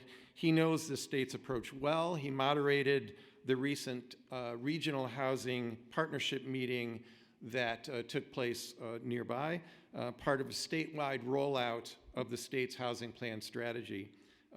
Today he'll talk about the state housing plan and the regional partnership associated with it. And then next we'll zero in on the realtor perspective with Alan Jeffries from Southwest Michigan Association of Realtors. Alan's their CEO, and you know, because he's part of the SLC. And then, as I said before, I'll take it up at the back end, and then we'll do questions and answers too. So Tyler, come on up and take care of us here. Thank you. So, morning everybody. I'm Tyler Aust, MSU Extension based out of our Van Buren offices, but covering all of Southwest Michigan. And whenever I'm in Berrien County, I also like to lift up my role with Michigan Sea Grant in addition to my extension work, so doing the same sort of land use, community development work, but for coastal communities. And like John said, we're going to be talking about the Michigan Statewide Housing Plan. This is something that MISHDA started, I think, over 2 years ago in response to the immense need we were seeing around the state. And in just the last year, that statewide housing plan has really started to transition into implementation, and they're really using a regional approach out of MISHDA to do this. So if you were at that meeting in Kalamazoo, apologies, some of this might be repetition, but I'm not going to make you do anywhere near as much work as we did then, so it'll be good. But this statewide housing plan was rolled out by MISHDA, and they really took the approach of engaging and getting as many folks as possible to participate, to really make this a truly Michigan plan. Not a MISHDA plan, but our state's plan. So this is right from that session we had in Kalamazoo, just giving a brief overview of all the different ways that MISHDA has been trying to engage as they developed that housing plan and then moving into those regional partnerships. So you can see they did their due diligence, they talked to a ton of people, there are some big numbers there. And if you go, and I really encourage you if you haven't, check out the statewide housing plan. They also have some smaller summary sheets that really give you just the important bits. But as they developed this, they first focused on their principles, which are in those fancy color boxes I stole from MISHDA, looking at that equity piece, human-centeredness, housing as a social determinant of health, thinking about some of the other efforts our state has done around those social determinants of health and linking housing to that, community, really bringing that piece in, and also related to the equity, the inclusion aspect of housing. So under those principles, the statewide housing plan lists out 8 priority areas, from equity and racial justice all the way down to communication and education. But the idea is each of these priority areas in the plan has additional goals and strategies under it to begin to focus at some of the unique challenges when it comes to our housing for older adults, or the differences between the rental housing market and home ownership. So all of those 8 priority areas have the goals and strategies.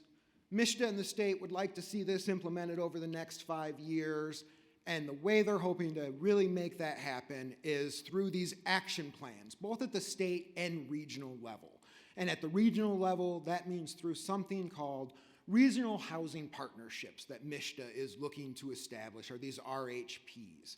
And we're really hoping for an engaging process with all the partners and residents, because again, this is not a MISHDA project. They are very clear to say that. This is for our state. It's for our residents. We need to make sure that we are working with them. And as part of the accountability, much like y'all do here at the SLC, creating those important scoreboards and dashboards to sort of track those key metrics. But really where the rubber meets the road with this is through the partnerships. So in 2020, the governor established Executive Order 2022-10, and it created the statewide housing partnership. This lives under MISHDA and really is the group implementing the plan. And this group is set to last through September of 2024. But again, MISHDA is recognizing they can't do this at the state level alone. That's where the regional housing partnerships are coming into play. So this map is just showing the different regions throughout the state. They are lettered for your easy convenience. We're down here in J. Those of you familiar with regional work will notice they generally map prosperity regions, except the UP in Metro Detroit looks a little different. But here, this is how they're carving it up, and each of these regions will have a regional housing partnership established to start to move locally towards those priorities identified in the plan. So to create those regional housing partnerships, they had some goals for what they wanted to see them do. They want them to find ways to take that statewide plan, but make it regional, make it local. Take that expertise from the communities and make it their own. Use existing networks like this one or other ones that exist throughout the state. Up in the north, there's Housing North that's doing a lot of this work already, and how do we leverage that to work towards the goals? Each region is going to develop that action plan. It will align with the statewide housing plan. Last I talked to MISHDA, they have a sort of template for designing these action plans, supports for regions to develop them, and this is direct from our kickoff meeting, that they will work together as a housing ecosystem that provides safe, healthy, affordable, accessible, and attainable housing for all in a community of their choice. And it's by the things like you do here, sharing those best practices, combining efforts to secure more housing resources. So the idea, once these partnerships get stood up, they are going to be that organized effort. You're going to be looking at, as a region, at what are the barriers to attainable housing? What can we do to remove those? Submitting those action plans to the state, letting the state know, here's what our plans are, here's how we're advancing the larger plan. Every region is, of course, not going to be able to work on all 8 priority areas to the same depth, so it's about identifying what's important to us as a region and letting the state know that. And then maintaining that regional communication, so across that entire J area, we can know what each other are doing, work together, not duplicate efforts, and really drive impact here. So, the structure for these housing partnerships, MISHDA was really leaving this up to the regions to figure out. They just want it to be inclusive, be collaborative, have a representative structure, bring together all the partners we need. And what we were doing in Kalamazoo at our kickoff meeting, in addition to sort of establishing what that structure looks like, what a regional partnership would look like, we were starting to identify an agency to lead or co-lead this partnership at the local level. So at the kickoff meeting, it was those counties listed. Over at the Radisson in Kalamazoo, it was a super fun morning, lots of facilitation going on. But we were answering the question, what would the characteristics be of an effective partnership for this region? And those digital stickies on the bottom are what we came out of that meeting with. These are sort of able for whoever is identified as that lead agency can use our work that day to begin to set up the structure locally for these partnerships. So I've been talking about that lead agency a lot. That's probably what a lot of folks are interested. What does that even mean? And essentially, this is looking for that one person or one agency to be point in the region. MISHDA has some funding, an initial grant that would go to this lead agency as a fiduciary to stand up this partnership, hold the meetings, really do the work. As MISHDA is identifying these regional housing partner leads, whether it's one or co-leads in the area, they're being made aware that MSU Extension is here to provide support with those early meetings in inviting people, setting things up, and then also sort of standing up these partnerships as they then go forward and develop their action plans through the summer. Date isn't firm yet, but they're looking sometime end of summer-ish for them to be submitted to the state and then really begin doing that work. So that's my quick what the state has been doing. Know that there will be more happening on this at the regional level as these leads are identified and begin reaching out to all of the partners and gathering that regional partnership, identifying which priorities are important for Region J down here in the Southwest, and then moving forward and actually getting that into implementation. Of course, MSU would hate it if I came here and didn't talk about some of the other programs we have to offer. So if housing is an issue your local communities are facing, just know MSU Extension, as always, is here to be a resource for communities. We have series of trainings available from 1 hour all the way to 4 hours, looking at the housing question, whether that's introduction of just what are some of the tools, all the way through looking at planning and zoning for housing with activities built in. So that's a little bit about what the state has been doing, working through MSHDA, MSU Extension, and regional partners, identifying these leads. Things are happening quick. MSHDA has what has repeatedly been described as an aggressive timeline for this. So when you hear about things, get on board, because we're moving quickly to try and solve this issue.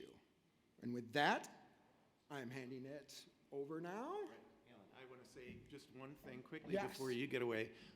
It's evident to me that the lead and co-lead have already been selected or will be very soon, and we essentially from MSHDA know who they're going to be. So it's incumbent on this group and many others to make sure that a Region J, which is, it's, 7 counties wide, includes Kalamazoo, Battle Creek. It could potentially be heavily influenced on that side geographically. We have to make sure that what happens on this side of that Region J gets understood and implemented into the larger process. So we'll do our best to share information, but let's make sure that we all kind of dedicate ourselves to stay engaged in that whole process.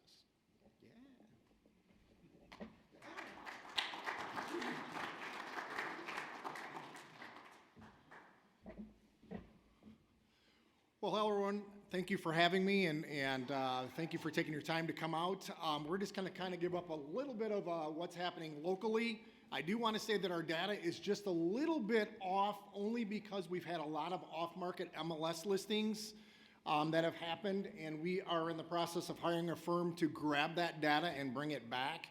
And that trend has become a little more prevalent with a few brokerages other than most. But so some of these numbers are just a little bit, will change a little bit as we grab that data from the Register of Deeds. But recent trends, is there anything different than we've seen in prior years? Yes, the lack of inventory has never been seen like this before. We normally have about 6 months. We're down to, in March, we were down to about 3.2. We checked it today, we're down to about 1.8. So that's, it's really low. The other thing we're seeing in these trends is that the houses that we thought would be selling very quickly in that 90 to 120 range are now sitting on the market for, the stat I seen this morning was about 88 days. So that's telling me that we probably have a little bit of a price issue on some of those with the changes. So the lack of housing, obviously lack of new construction is huge.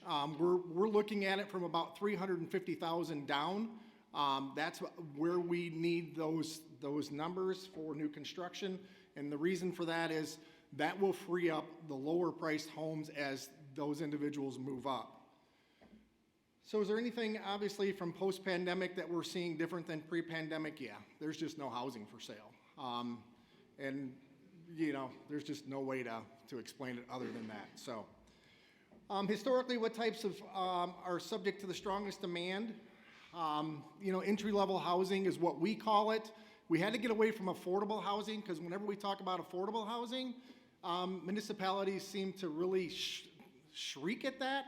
So we're calling it entry-level. I know some others have named it workforce. In our opinion, workforce is everybody, so it's really more the entry level we're looking for. Design really doesn't stand out. Right now, it's basically if we can get it on the market, it sells, and if it's priced right. We're missing that sales price between the 150 and 200. The caveat that we were seeing is it had to be less than 15 years old is really what's selling quickly. And I don't know if that has anything to do with the lead-based paint issues that may be there on anything older, but also two or more bedrooms and 2 bathrooms is what really is the major strongest demand. Yes. Go back to that if you would. Have you done, I mean, you're talking about Southwest Michigan, so. We're talking Berrien County. Or Berrien County. And so can you build 2 or more bedrooms and 2 baths, new construction for 150 to 200,000? Not at the current zoning of 1,200 square feet. We would have to be probably somewhere around 900 square feet. What's the average, for, entry-level housing? What's the average cost per square foot for entry-level housing? About 220 to 225 for entry level. So you're talking under, yeah, for used. Oh, no, for used? For new housing. For new house, yeah, we're looking at about 220 a square foot. So you're talking under 1,000 square feet. Yes. Yeah, that's part of the problem. Yes. Yes. And that's going to come up later. So historically, what is the weakest demand? That's at 750 and up. We do have, an influence from, we call it the I states that do come in and buy those because it seems to be rather lucrative for them to come out of the cities and buy those. So, but really not a big strong demand for those. Are there any unique characteristics? Demand along the lakeshore is high, anywhere in the lakeshore, but it does not have to be waterfront. And the reason I say that is waterfront is almost unattainable for most people today. But it's all the way from St. Joe to New Buffalo, and anything under 500,000 right now is really our critical point. And it has to be obviously in decent shape. There was a point where you could put anything on that was in any condition and it would sell. Now it's changed. Obviously, the buyers have really tightened up their buying habits because interest rates are up and they want something that's ready, that's move-in ready and ready to go. Are there any parts of the housing stock that are generously or perhaps even oversupplied? Not at this time. We're not seeing anything that we can't get rid of. What trends have you seen in the county that would be important for improvements in our housing ecosystem? Smaller size housing units on smaller size lots is what the demand is. And that's the trend around the country. I don't know if anybody's been following Florida and California, but they have now state mandated their zoning. We do not want to get into that, so we're hoping everybody here will work together because we are not looking forward to the state doing something like that. And then the units are cost effective and they're in high demand. We have 2 generations that are totally different than the 2 generations that are pretty much leading everything. X and the boomers are pretty much running everything right now. We have Gen Z and the millennials who are saying we don't have to be like our parents and our grandparents. We can do something different. Please let us do that. So I have 2 of those millennials. So both of them are in houses and both of them are in houses under 1,400 square feet. Have home buyers in Southwest Michigan changed in the last 5, 10, 20 years? You guys all know this. The plan, I believe, from when I came down here 7 years ago was to make Berrien County a retirement community. You guys have successfully done that. And that's what has changed. Home buyers are older and either retired or looking to retire, or they're looking for a second home. And affordability has changed over the years, which has pretty much priced everybody else that isn't in that class out. In the last 10 years, how has the market dynamics changed between rental and purchase? We don't currently track this, but as the end of 2023, the 4th quarter, we will be tracking that from now on. We have actually bought software to start tracking rental, the rental market, and the conversion from people moving from rentals to home ownership. And that all happens because of the lack of inventory. We now have more time. And then nationally, home ownership has been the #1 goal for most individuals. Is there a significant percentage of those that were once home buyers in 10 years now that are now renters? We don't know. Again, we haven't tracked that, but we shall start tracking that as the fourth quarter of this year. What has been the nature and the magnitude of change caused by the change in mortgage rates? Well, the rise in mortgage rates obviously is taking, buyers out of the market, but it used to be when mortgage rates went up, you just moved down a class of house. So, but there's nothing to move to. So, and it's not just the mortgage rates, but the lack of inventory doesn't allow you to move down. And in a normal housing market, if mortgage rates increase, you just buy something cheaper. And then with the lack of inventory, the lower priced homes aren't there to purchase. And that is all I have.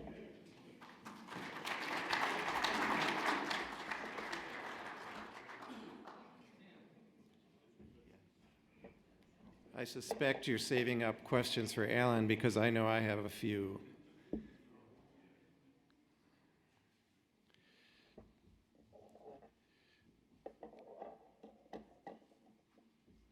So again,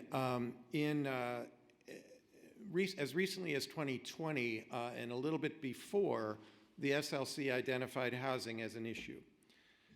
They responded by rallying funders and facilitating the Berrien Housing Diagnostic Tool.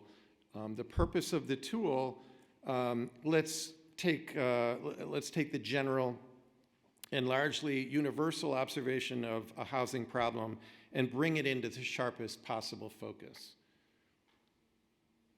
We're talking about taking a second look at that. And initially, we always imagined that what we would do was we would take the best available data, we would work through massaging that with experts in the field that were local, and build out a tool that could be useful to everyone in the industry. It turns out that it's not a single nail in search of a hammer. It is, in fact, a complex collection of gears and levers, and it really requires an entire ecosystem of professionals and individuals out there to make change in this area. For us to be able to take effective action, we need to have targets to aim at. So what are the problems? Where are they found? And where are the best known approaches to solving them? In 2020, we built a methodology that had rigor and transparency, and it centered around, first, a deep dive into the data, the best available data that we could find, and also data that would recycle itself consistently enough so that we could revisit it. At every critical step, we did a reality check with local experts from across all disciplines. We continued to circle back to those local experts to help us refine the problem statement and that grew out of the work. The problem statements, there were multiples. Finally, we translated the problem statements into proposed actions with detailed instructions behind each of them. So the intent behind the naming is that it is indeed a tool. It is not a plan. The intent all along was to leave you all with something, those folks in the field beyond even those in this room, with actionable strategies that fit what the need looked like in their area.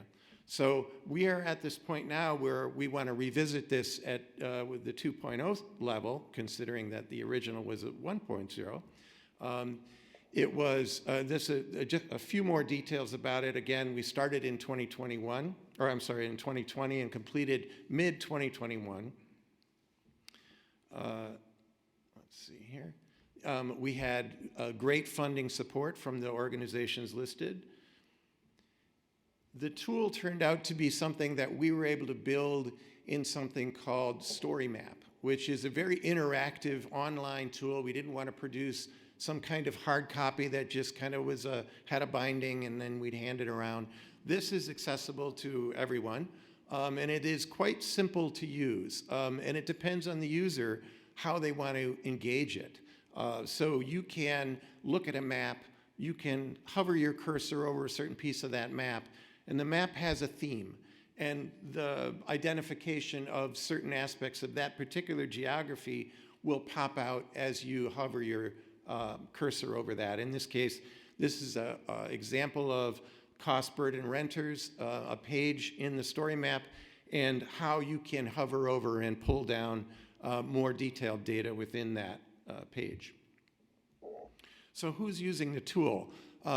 We hope to continue to grow the users of this tool over time. Initially, this is a list of those who we're understanding are using the tool. They include the Best Practices Committee, and we heard Michelle talking about some of the actions that the BPC is taking. We hope that some of those actions have grown out of the use of the tool, because there's very specific zoning information that could be used, other policy information that certainly could be incorporated.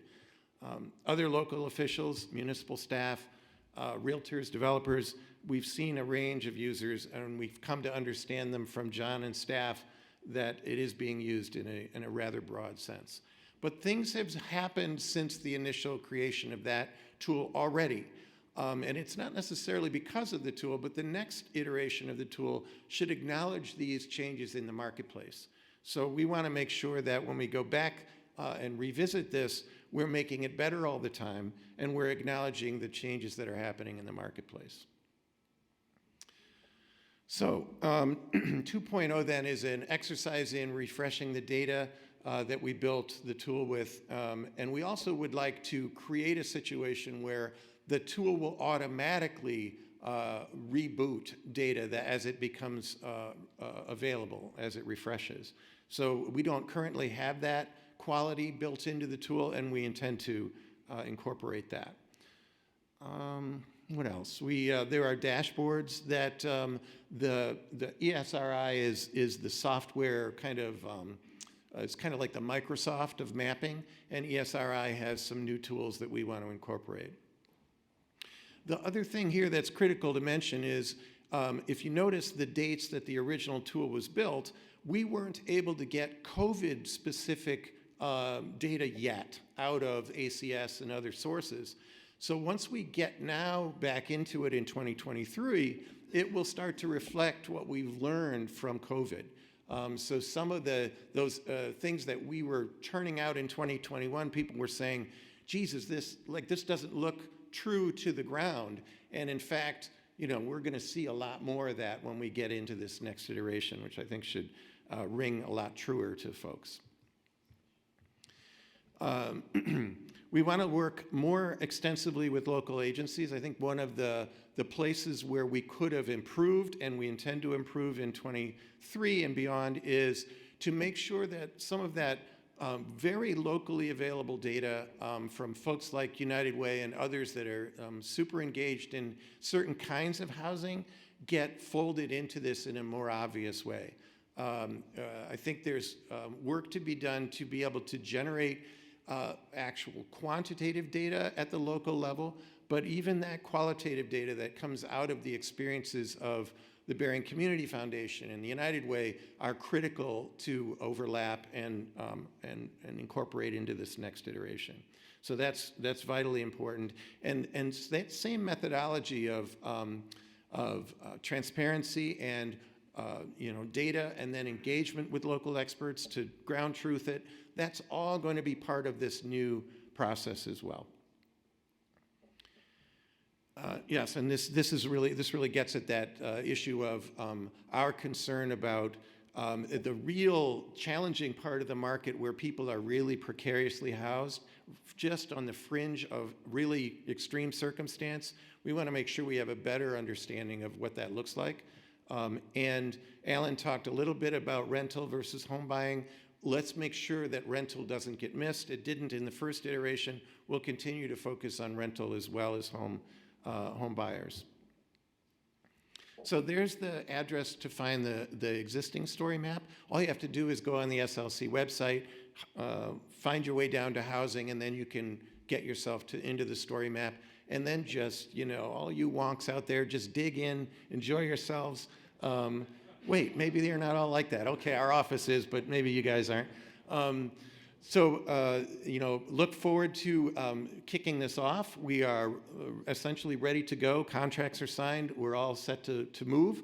So it's going to be a fun process, and I think it's going to give another really terrific version of this tool back out to everyone to incorporate. Let's see, have I got any other? No, okay. There's a question poised John, and ready to go. would you go back to your slide where you kind of show it by school district, municipalities, and so on? Whoa, no. No? Forward, yeah, this one. You know, just a comment here is we've had 3 great examples of you know, what you just said, building a fact base, the folks from MSU, what they're doing to help communities get organized to address the problem, our realtors who are kind of on the ground every day for what is. So we got, you know, we've got a lot of engagement and facts and so on. You know, what I would just encourage you in the group to think about, though, is, you know, let me just start at a national level. At a national level, you know, we're a microcosm of the nation, okay? And there is, depending on who you talk to, but somewhere between 3.5 and 7.5 million home shortage today in the United States. That's 4 or 5 years of production, okay? Nobody's seen anything like it. On the other hand, so let's call it the long-term 10, 15-year view is you got to be bullish on the opportunities for housing. That's true, but the flip side is we're having a housing crisis now, unlike one anybody has ever seen before, because we have a shortage of supply and we have high demand. And the housing market is frozen because of affordability, because we had high inflation, both in housing prices during the boom and in building materials. And so the cost per square foot goes up, up, up. Then you couple that with basically going from the lowest mortgage rates in anybody's lifetimes to, and let's be honest, we're to kind of a normal interest rate, okay? But it's created a affordability crisis. And if you bring it down to a personal family level, it's all about how much can I afford per month. And that's doubled in 2 years. If you know, what you could have bought for $1,500 a month 2 years ago now costs you $3,000, which has taken everybody out of the market, or a lot of people out of the market. On the flip side, if you have a house that you have a 3% mortgage on, and even if you wanted to sell it, you say, you know, if I sell it and buy another one, I'm going to have a 7% mortgage now. So you're not going to sell, and twice the taxes. I think that's a different issue, is the taxes. But it's a cost per month. It's all part of the equation. So we have a locked up housing market, okay? And you know, over time, it ultimately sorts itself out. But you know, I say all that because the here and now is we have employees that we can't attract because they don't have housing. Okay, we have, you know, a local market, many local markets. There's not a Berrien County market. There's many markets within Berrien County, and what I'm starting to see in places across the country is businesses, communities, healthcare systems, they're starting to say, okay, we're going to have to intervene in some way to enable local development and somehow address both the shortage and the costs in order to unlock the market. So I only offer that up because at some point in time with all of our work, we're going to have to bring it back to St. Joe, Benton Harbor, Lakeshore, Bridgman, all the other, and at that local level, figure out what are we going to have to do to get 50 houses built here, or these townhouses built here, or whatever. And I would argue that it's probably going to be, you know, 10 or 20 different solutions throughout the county, and it's going to probably be 10 or 20 different groups who have to enable their very local community to be able to do it. But we're going to have to, we're either going to have to sit here and live with it and have the impact on our people and our employees, or we're going to have to use this data to help us get smarter, but then all of us individually or through our groups or through our organizations, we're going to have to act. And it's going to, and there's not got one plan fits all. There's probably going to be 20 plans. But I only offer that out because at some point in time, through all this work, we need to build houses. Well, okay, so I have two answers to what I will draw from that as questions. One of them is we did our very best to get as geographically granular in the original, and we'll continue to do that with the second iteration. This map, this particular page shows that. You can see that we have subdivided the county into sub-regions. So there's a southeast, east, central. So each, where possible, we subdivided the county so that we could get that kind of granular, what's the issue here? And it might not be the same as the one across county. So that's one. The other is, from the very beginning, this was never about beginning and ending with this tool. This tool was what would help, kind of create a target, and you could aim at it and shoot at it. So if it ends with the tool, there's no aiming, there's no shooting. It's a tool, it sits there, nothing happens.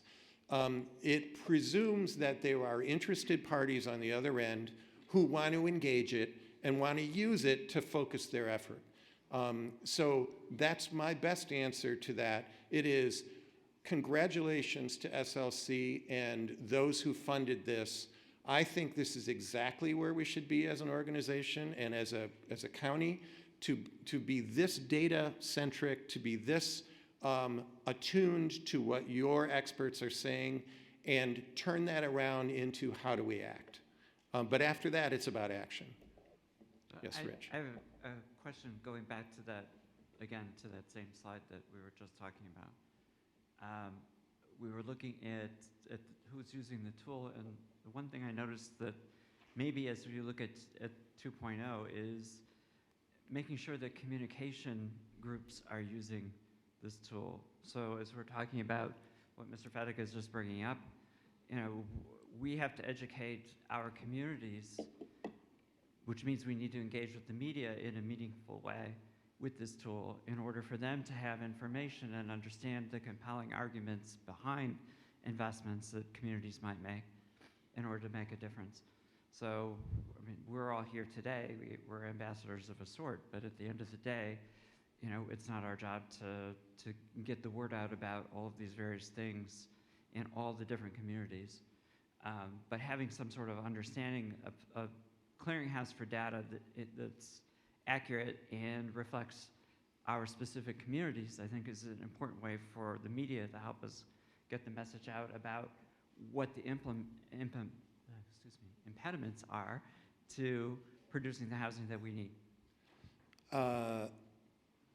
Another piece of I will carry that through to one level farther to say that the responsibility that we feel as an organization that we didn't do for the first one, that we might do for the second one, is to build out a video that says, here, it's a 2-minute YouTube video that says, here's this thing, here's how you use it, here's why you might want to use it, end of story. So the communication side of it might be kind of furthered by by that kind of a product.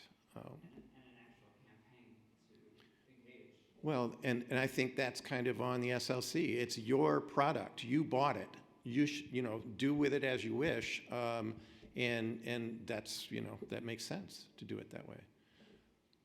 Sir. Hi, Yes. John. So speaking of it's your tool and you bought it, Area Agency on Aging is supporting and funding part of the 2.0. And on the who's using the tool, as I looked at the tool, and this might be a bit of a question for Tyler and Alan as well, what I didn't see is data on accessible housing. As to Jeff's point, national statistics, less than 5% of our housing stock as a nation is accessible for individuals with even just moderate mobility challenges. Wheelchair accessible is far less than that. So as we think about this being a retirement destination, and that's a good thing, as in-migrating retirees bring their wealth with them and their service dollars and jobs associated with that, we need a tool that talks about where the opportunities, where are the gaps for accessible housing, and that's not just for older adults, it's people with disabilities and it's families.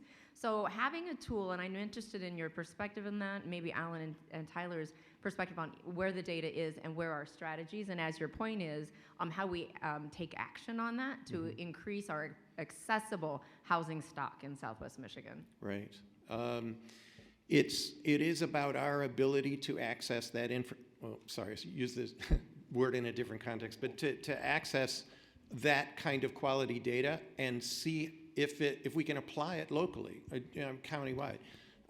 So if that's available to us, there's no question it'll be in the tool.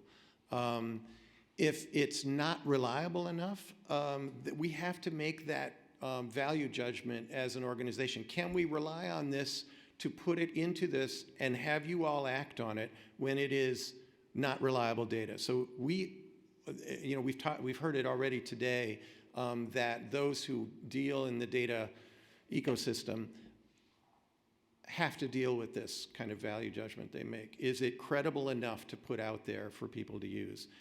So that's my only caveat. The will to have it in is absolutely there. So no question about that. And then accessible housing is really accessible to everyone. So if somebody with disabilities is able to access it, everybody else can too. So that works for everyone. Yes, Alan. So John, we do track that on the MLS, so we could get you the data. Now it's only as good as those people that put it in there, but we do track that. Good. So. And then sometimes we can, as long as there's a disclaimer that says, here's how this data was generated, just so you know, and if we can do that, then fine, it's in there. I had a question for Alan, and I have the podium, so I'll ask it to you. The housing construction that people were asking for that was 2 years old or newer, did I read that slide right? No, 15 years or newer. 15 or, does that have anything to do with broadband? I mean, can we make this kind of assumption that because a house is new construction, that it's more likely to have broadband access than an older home would?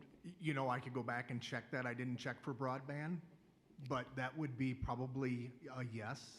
That would be one of the issues. And then if we just take it out of that particular question and answer, does broadband come up as one of the sort of bullet points that folks seem to be putting in there as gotta have it? 100%. So all applause to the county folks back there who are making broadband possible in Berrien County. Certainly the other presenters should be prepared for questions and answer them if you all have them. No? Okay. All right. Thank you all. Appreciate it. Thank you. And thank you, Tyler and Alan, then also. So as we continue to try to hone the tool and make the tool more usable, more accessible, more available, perhaps even press releases that point you to websites and all that kind of business, we can really start to engage in an even deeper level. I think the value proposition from an SLC perspective is that we have taken lessons learned from the tool's iteration at 1.0 and are building a 2.0 that has come from all of your feedback as to how it ought to be, places we may have missed some areas. Christine's comments are well taken because that further hones the tool in a way that many other communities cannot access because they don't have it combined in a truth set, right? A truth set of data, and that's an important part of what we're trying to accomplish. So one of those great places that the SLC had worked very hard to try to solve the question of what do we know happening with transportation in Berrien County. This preceded my time with all of you in working together with the board and the members of the SLC, was a deep dive into transportation in Berrien County, and it left a lot of questions open.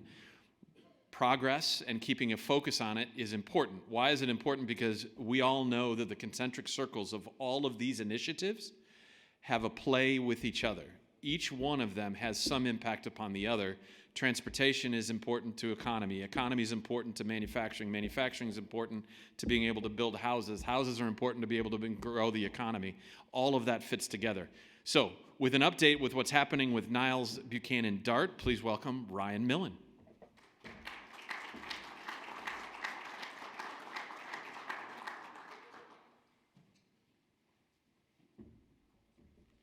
All right. Can you guys hear me okay? Okay, good morning, everybody. I'm Ryan Millen with the City of Niles. I've been with the city for about 3 years, and back in January, I transitioned into our Community Development Department. Today, though, I'm here to talk to you, drop my pen, about our dial-a-ride transportation system and our merger with Buchanan and how we are quite literally driving greatness. Niles Dial-a-Ride Transportation has been serving the city of Niles for about a half a century now. A resolution was signed in 1974 by our city council to officially create the Niles Dial-a-Ride Transportation System. We've always been proud of the service that we offer our citizens here in Niles. We offer multiple routes to them, including our demand response route, as well as our deviated route bus. We also allow, we have a large enough service radius that we allow for our residents and our riders to connect with other area transportation systems like Berrien Bus, Cass County, as well as South Bend Transpo.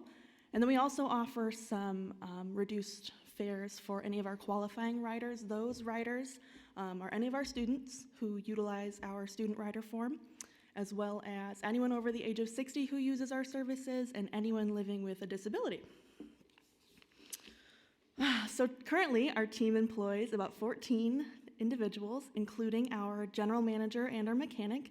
I'm happy to announce that we were able to hire 3 additional drivers within the past maybe month. And I'd like to thank our city council for upping our starting wage from $15 an hour to $17.50.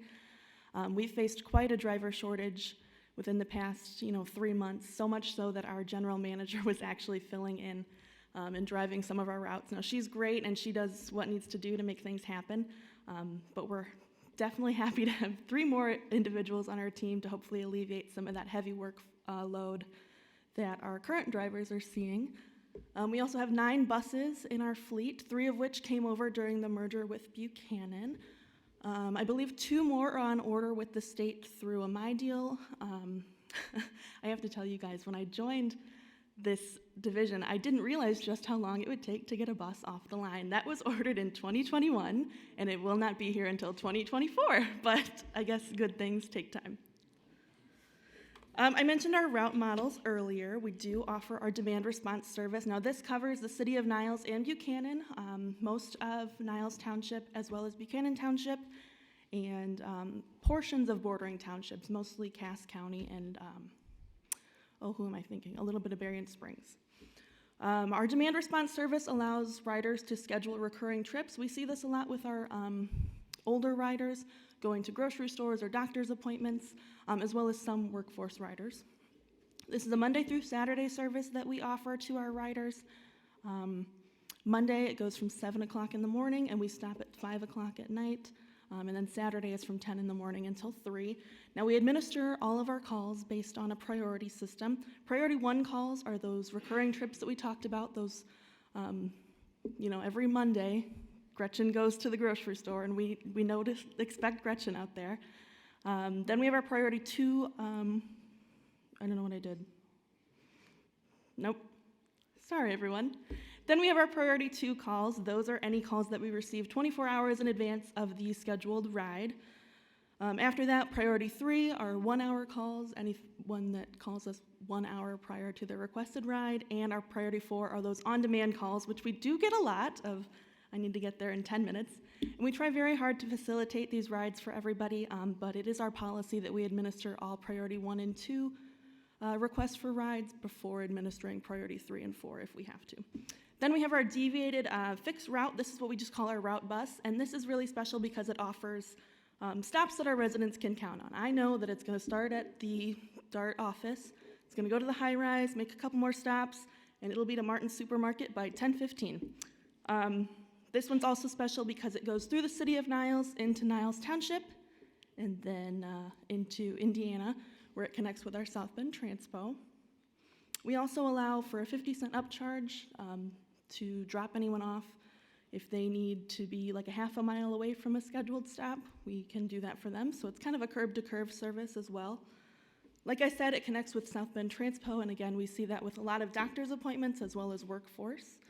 This, however, is a Monday through Friday service because everybody needs a break, everyone needs a weekend.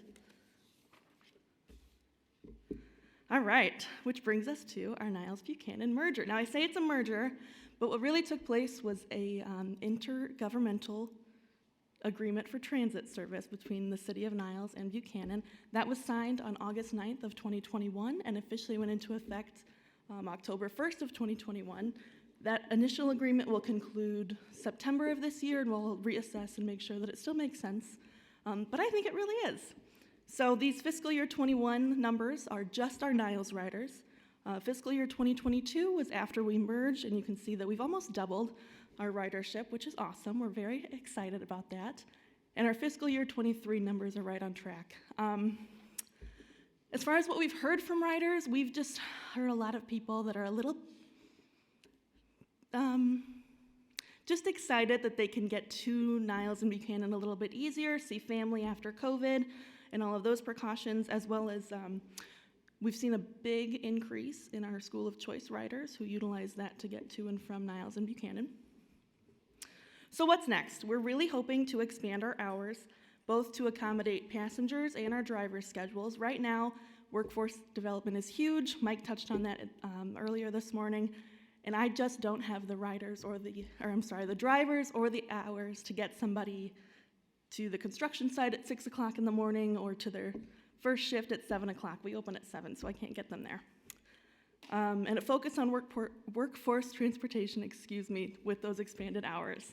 How do we accomplish this? Now, I know everybody asks this and everybody talks about this, but increased funding to the Niles-Buchanan DART is really essential. It'll give us the ability to hire new drivers, to expand our hours, as well as maybe expanding our fleet a little bit more as well.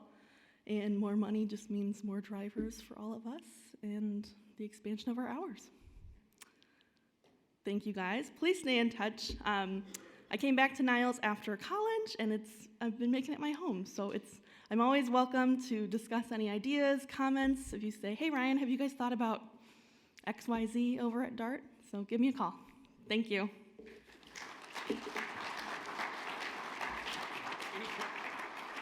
Any questions for Ryan on the partnership and the arrangement in Niles, Buchanan, transportation? Excellent. All right, very good, thank you. Thank you very much, Ryan, I appreciate it. The challenges that our communities face in transportation are well known, and this committee took a deep dive on that, and I think it's important also to point out places that we see some success too, right?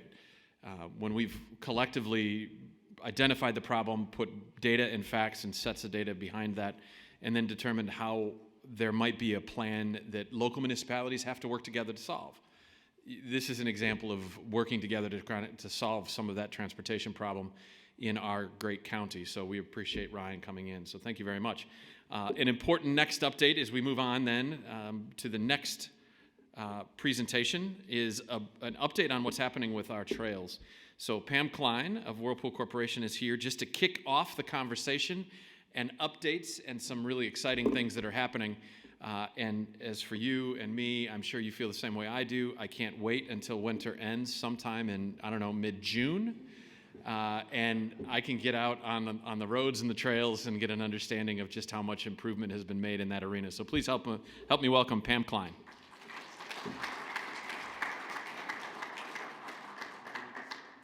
No, this is great. I'll move it. All right, good morning, everyone. It's really a privilege to be here to talk about the trails. I'm representing work by a lot of people and a lot of great collaboration between the county, township, Cornerstone Alliance, Whirlpool, Avonmarsh, and I know I'm forgetting, and Friends of Berrien County Trails, first of all. So I'm going to give a very quick update. Hopefully the video will work and you'll all get to see the tunnel being built in time-lapse. There's nothing more I like to talk about than the tunnel right now. It's kind of amazing.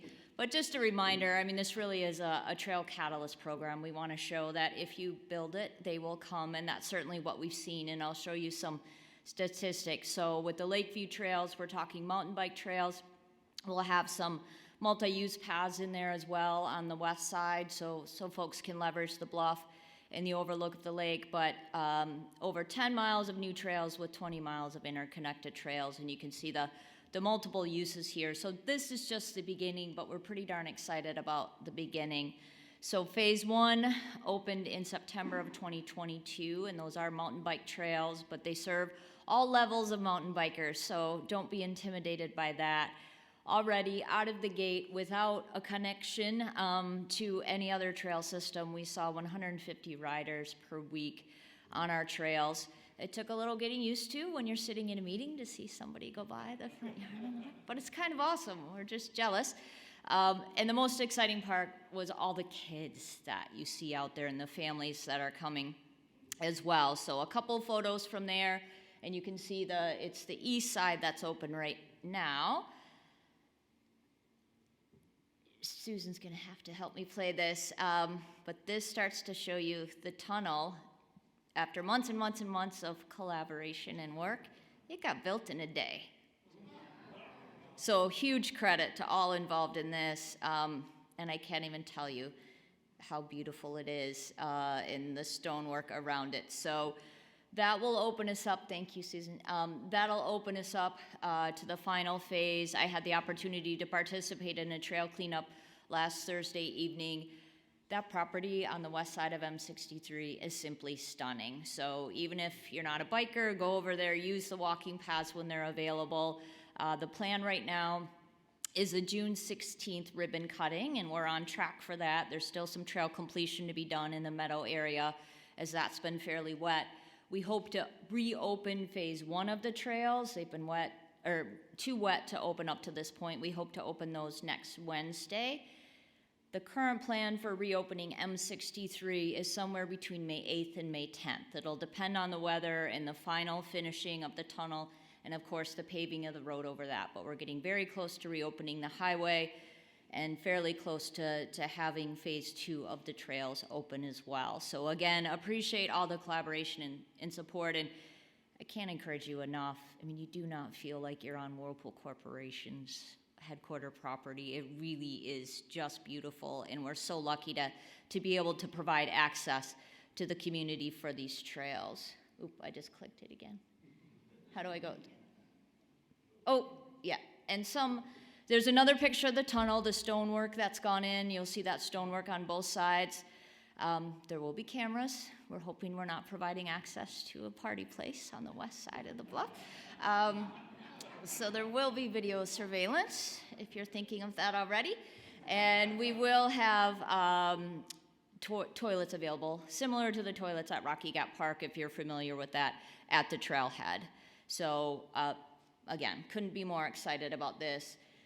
What's next? In 2024 and 2025, we're already working on the corridor trail proposal that will connect from Higman Park up to the Lakeview trails. And obviously, we not only want to go south, we want to go north in the future. So we're working on grant proposals there. We have the homeowners and MDOT all aligned with what we need to, and we're getting great collaboration again with all those same folks as we move forward here. So excited about that.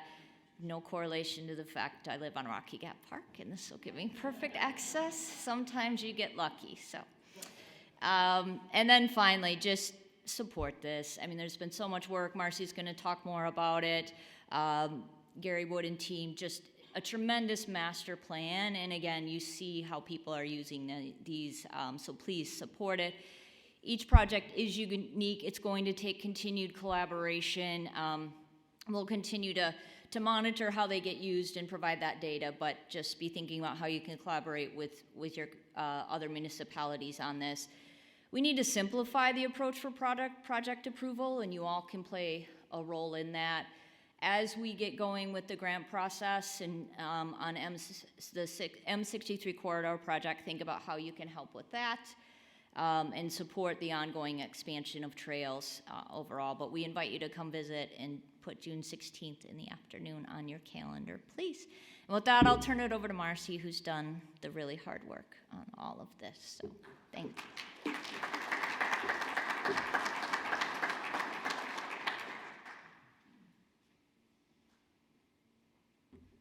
All right, good morning, everybody. Glad to be here and talk about one of my favorite things, trails. I'm looking over here at Mike Gary, and I'm like, why did Gary Wood make me do this? Why didn't he make you do this? I don't know. But yeah, Gary is the president of Friends of Berrien County Trails, and Mike Gary is our vice president. And Gary wasn't able to be here this morning, so he asked me to fill in to give you a little bit of update up on what's going on with Friends of Berrien County Trails. And where are we at here? All right, the first thing that's been mentioned is the Berrien County Trails Master Plan that we finished last fall with the help of several partners, Dawn Marie from Be Healthy Berrien, Abbenmarsh, Southwestern Michigan Planning Commission, Friends of Berrien County Trails, and we had a huge steering committee, and we were successful in getting input from every single municipality in Berrien County.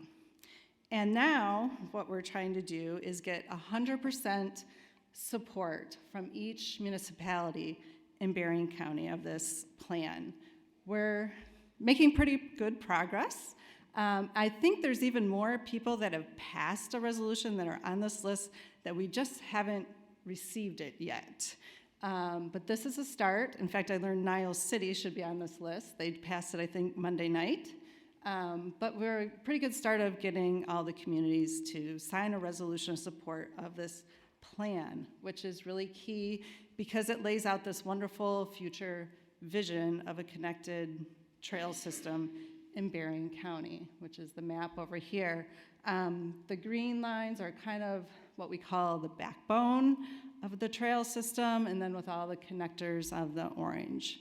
So we're connecting all the communities and that's the vision, a connected trail system that serves Berrien County. I want to give you an update on a couple things. Pam did a great job of telling you what's going on and kind of up along St. Joe, Benton Harbor, and up to the north there.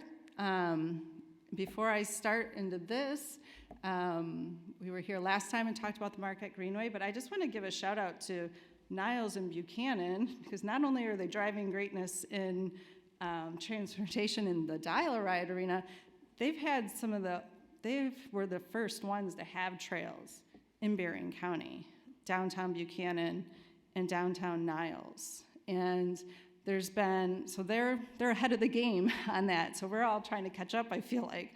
And we're still trying to work on expanding those trails like I showed here in that. We're working diligently to connect Niles to Buchanan and to get up to Berrien Springs. And we have some good news is that some funding is in place to do some of this work.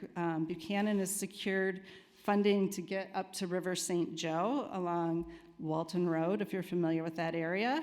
And the city of Niles, through United Way, has gotten an appropriation from Upton's office before he left to build a mile north of Niles.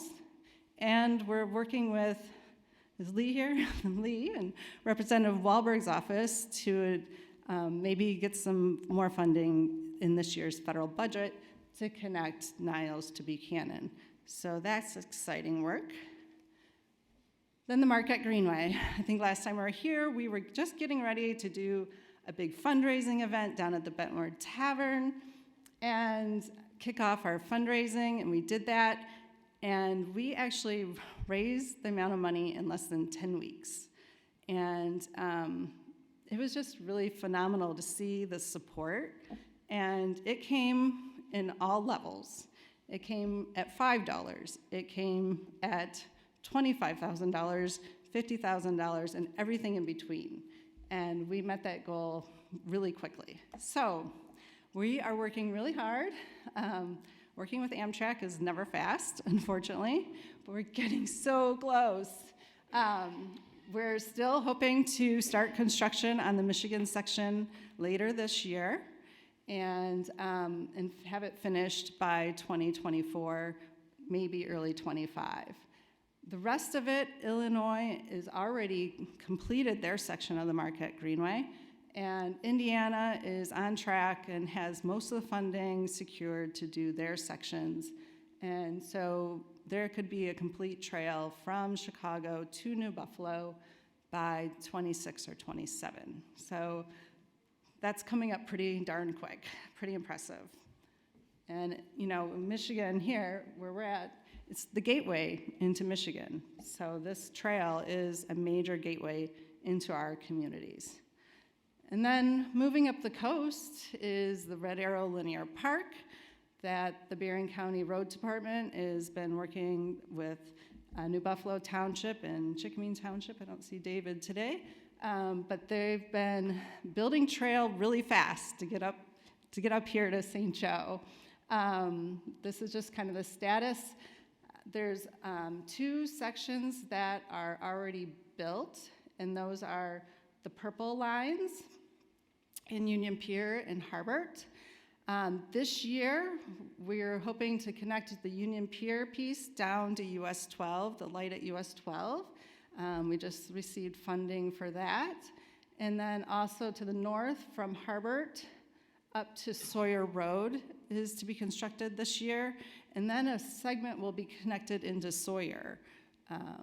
So you can go downtown Sawyer, connect to another brewery, just like we are in Buchanan. There seems to be a theme there. So those are happening this year. And then the next phase is connecting that harbor to Union Pier. It's a big chunk there, but we're working right now on getting funding for that and hoping to do that in 24 or 25. And then we're working with Bob here in Lake Township to get up to Bridgman and working with DNR.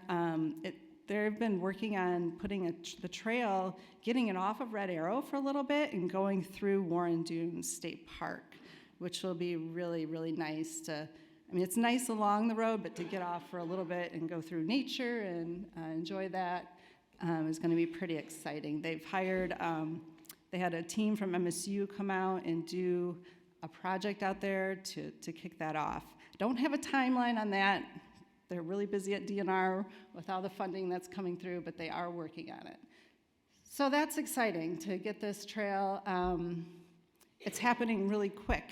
You know, the momentum is building, and it's really exciting to see all the progress that's being made. And it really is about these communities in the county all working together to make it happen.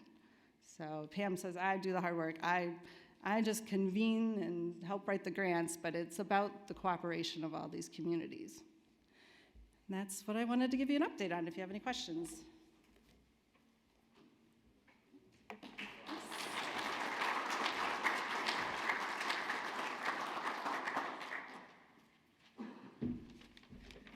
So I also want to thank everybody for agreeing to spend the morning here doing this important work. And I don't know about you, but I was both inspired and for sure sobered.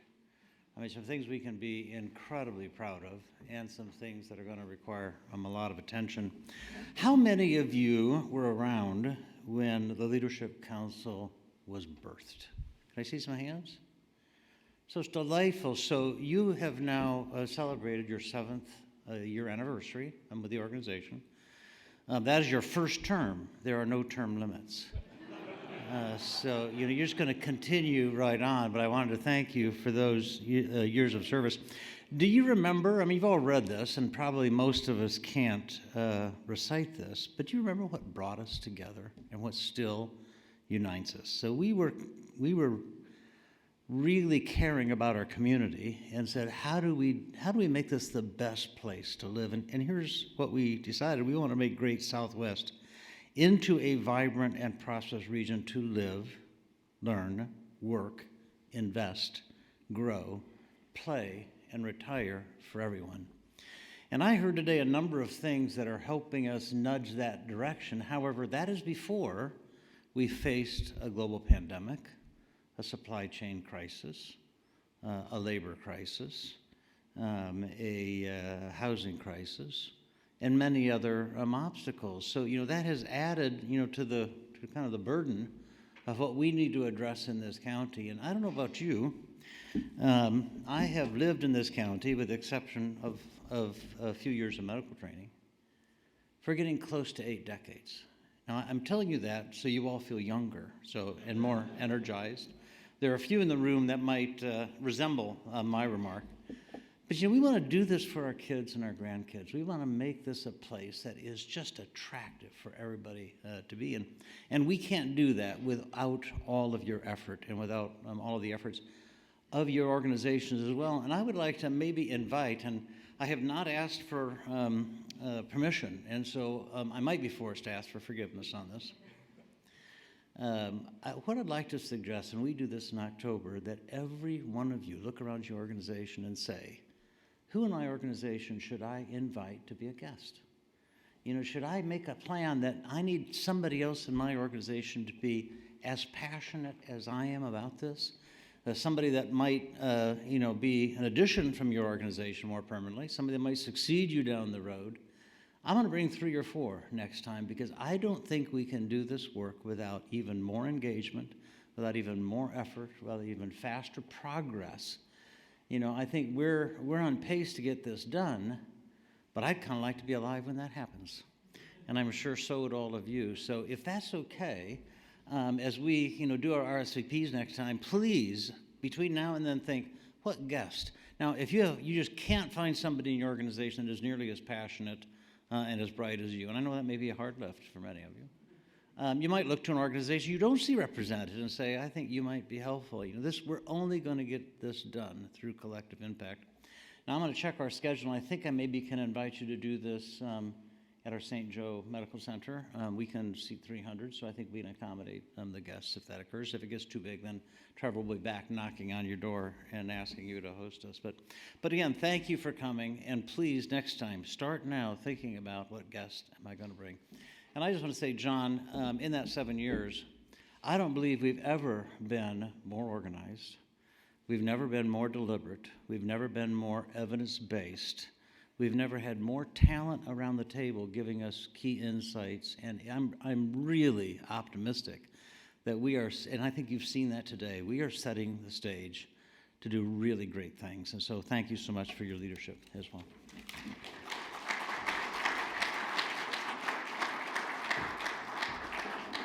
All right, with that, the spring asks, right? Because you can't walk out of here without a series of action steps to take. Best Practices Committee, serve on local boards. And in fact, Rich Hensel made a great point. With the Leadership Accelerator is one place, too, that we need to make sure we're asking people to engage in the community. This gets sent out as a deck to everybody, so I'm not going to read every one of them. I'll give a brief highlight on each, and then I'll ask Jeff to close us out here today and give back some of your afternoon because it's almost spring, right? Housing, there will be subcommittee work to be done. We know that that's coming. John alluded to it. That's where we test the data against what we believe the results are supposed to be and what the action steps are going to be out of there so that we can come back and say, are we holding true to our goals and objectives on that? Leadership Accelerator, find some good folks. I mean, it would be something if the LAC, along with the 2 partners who are running the program, the Southwest Michigan Regional Chamber, and by the way, it is not Susan Spoonholtz. That's Susan Cooper, and that's Sarah Spoonholtz. I failed to call her the proper name. So that's on me from earlier. That's the revise and extend my remarks, Mr. Speaker. All right, Berrien County Labor Supply Chain. I don't doubt that that is a part of the sobering comment that Lauren made. We have extraordinary challenges that cannot be addressed in the silos of education, in the silos of business and industry, in the silos of our economic development corporations, in the silos of our governmental operations and institutions. That is an all-hands-on-deck approach that needs to be taken. We look at Harbor Redevelopment and governance. Support those local municipalities. This is tough work. It is tough work, and there are going to be big questions and concerns that come up at our local municipalities. Harbor Redevelopment is just one of them. Niles has many big issues they're facing also, but they're addressing them collectively and together. So it happens in our Harbor Country area also. This just happens to be one that SLC continues to keep a very keen focus on. Friends of Berrien County Trails, excellent updates on what's happening. And don't look past the fact that Whirlpool has set out a catalyst program for all of Berrien County to aspire to and to connect to. It is an aspirational part of the work that they're doing on behalf of all of us in the entire region, let alone the county. And then finally, investor member contributions help us to make great partner contributions to things like our Housing 2.0 and the work that we're doing as it relates to this question of really our labor supply chain challenges, that all hands on deck approach that we're going to need to take. And so with that, we will be sending two different very important things. First off, this has all been videotaped. You can watch any and all of it that you want to get the details. And at the same time, we will also have this deck available, all loaded up to the website at some point in time. We will make sure that we get press releases out for that sort of thing so that you all can avail yourselves of it. And as a personal aside, I say thank you very, very much to the feedback the feedback each and every one of you provide to all of us in the work that we're trying to do together. It is difficult to take extra time outside of the lane that you have been tasked to perform in. I know that. We all know that. Taking time like this together for collective impact will make a difference with your participation and the participation of all of those new people that will be hosted at Corewell Health in October when we come back together to talk about the successes. So with that, I turn it back over to our co-chairman, Jeff Fettig.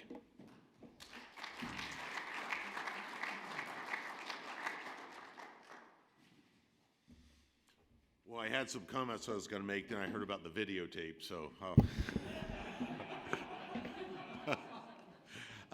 Listen, I'd start out by, again, like others, thank you for all the hard work for everyone. You know, just maybe just a little more color to the previous comments. You know, we talk about, you know, it takes a village. Well, in our case, it takes a county and everybody in it.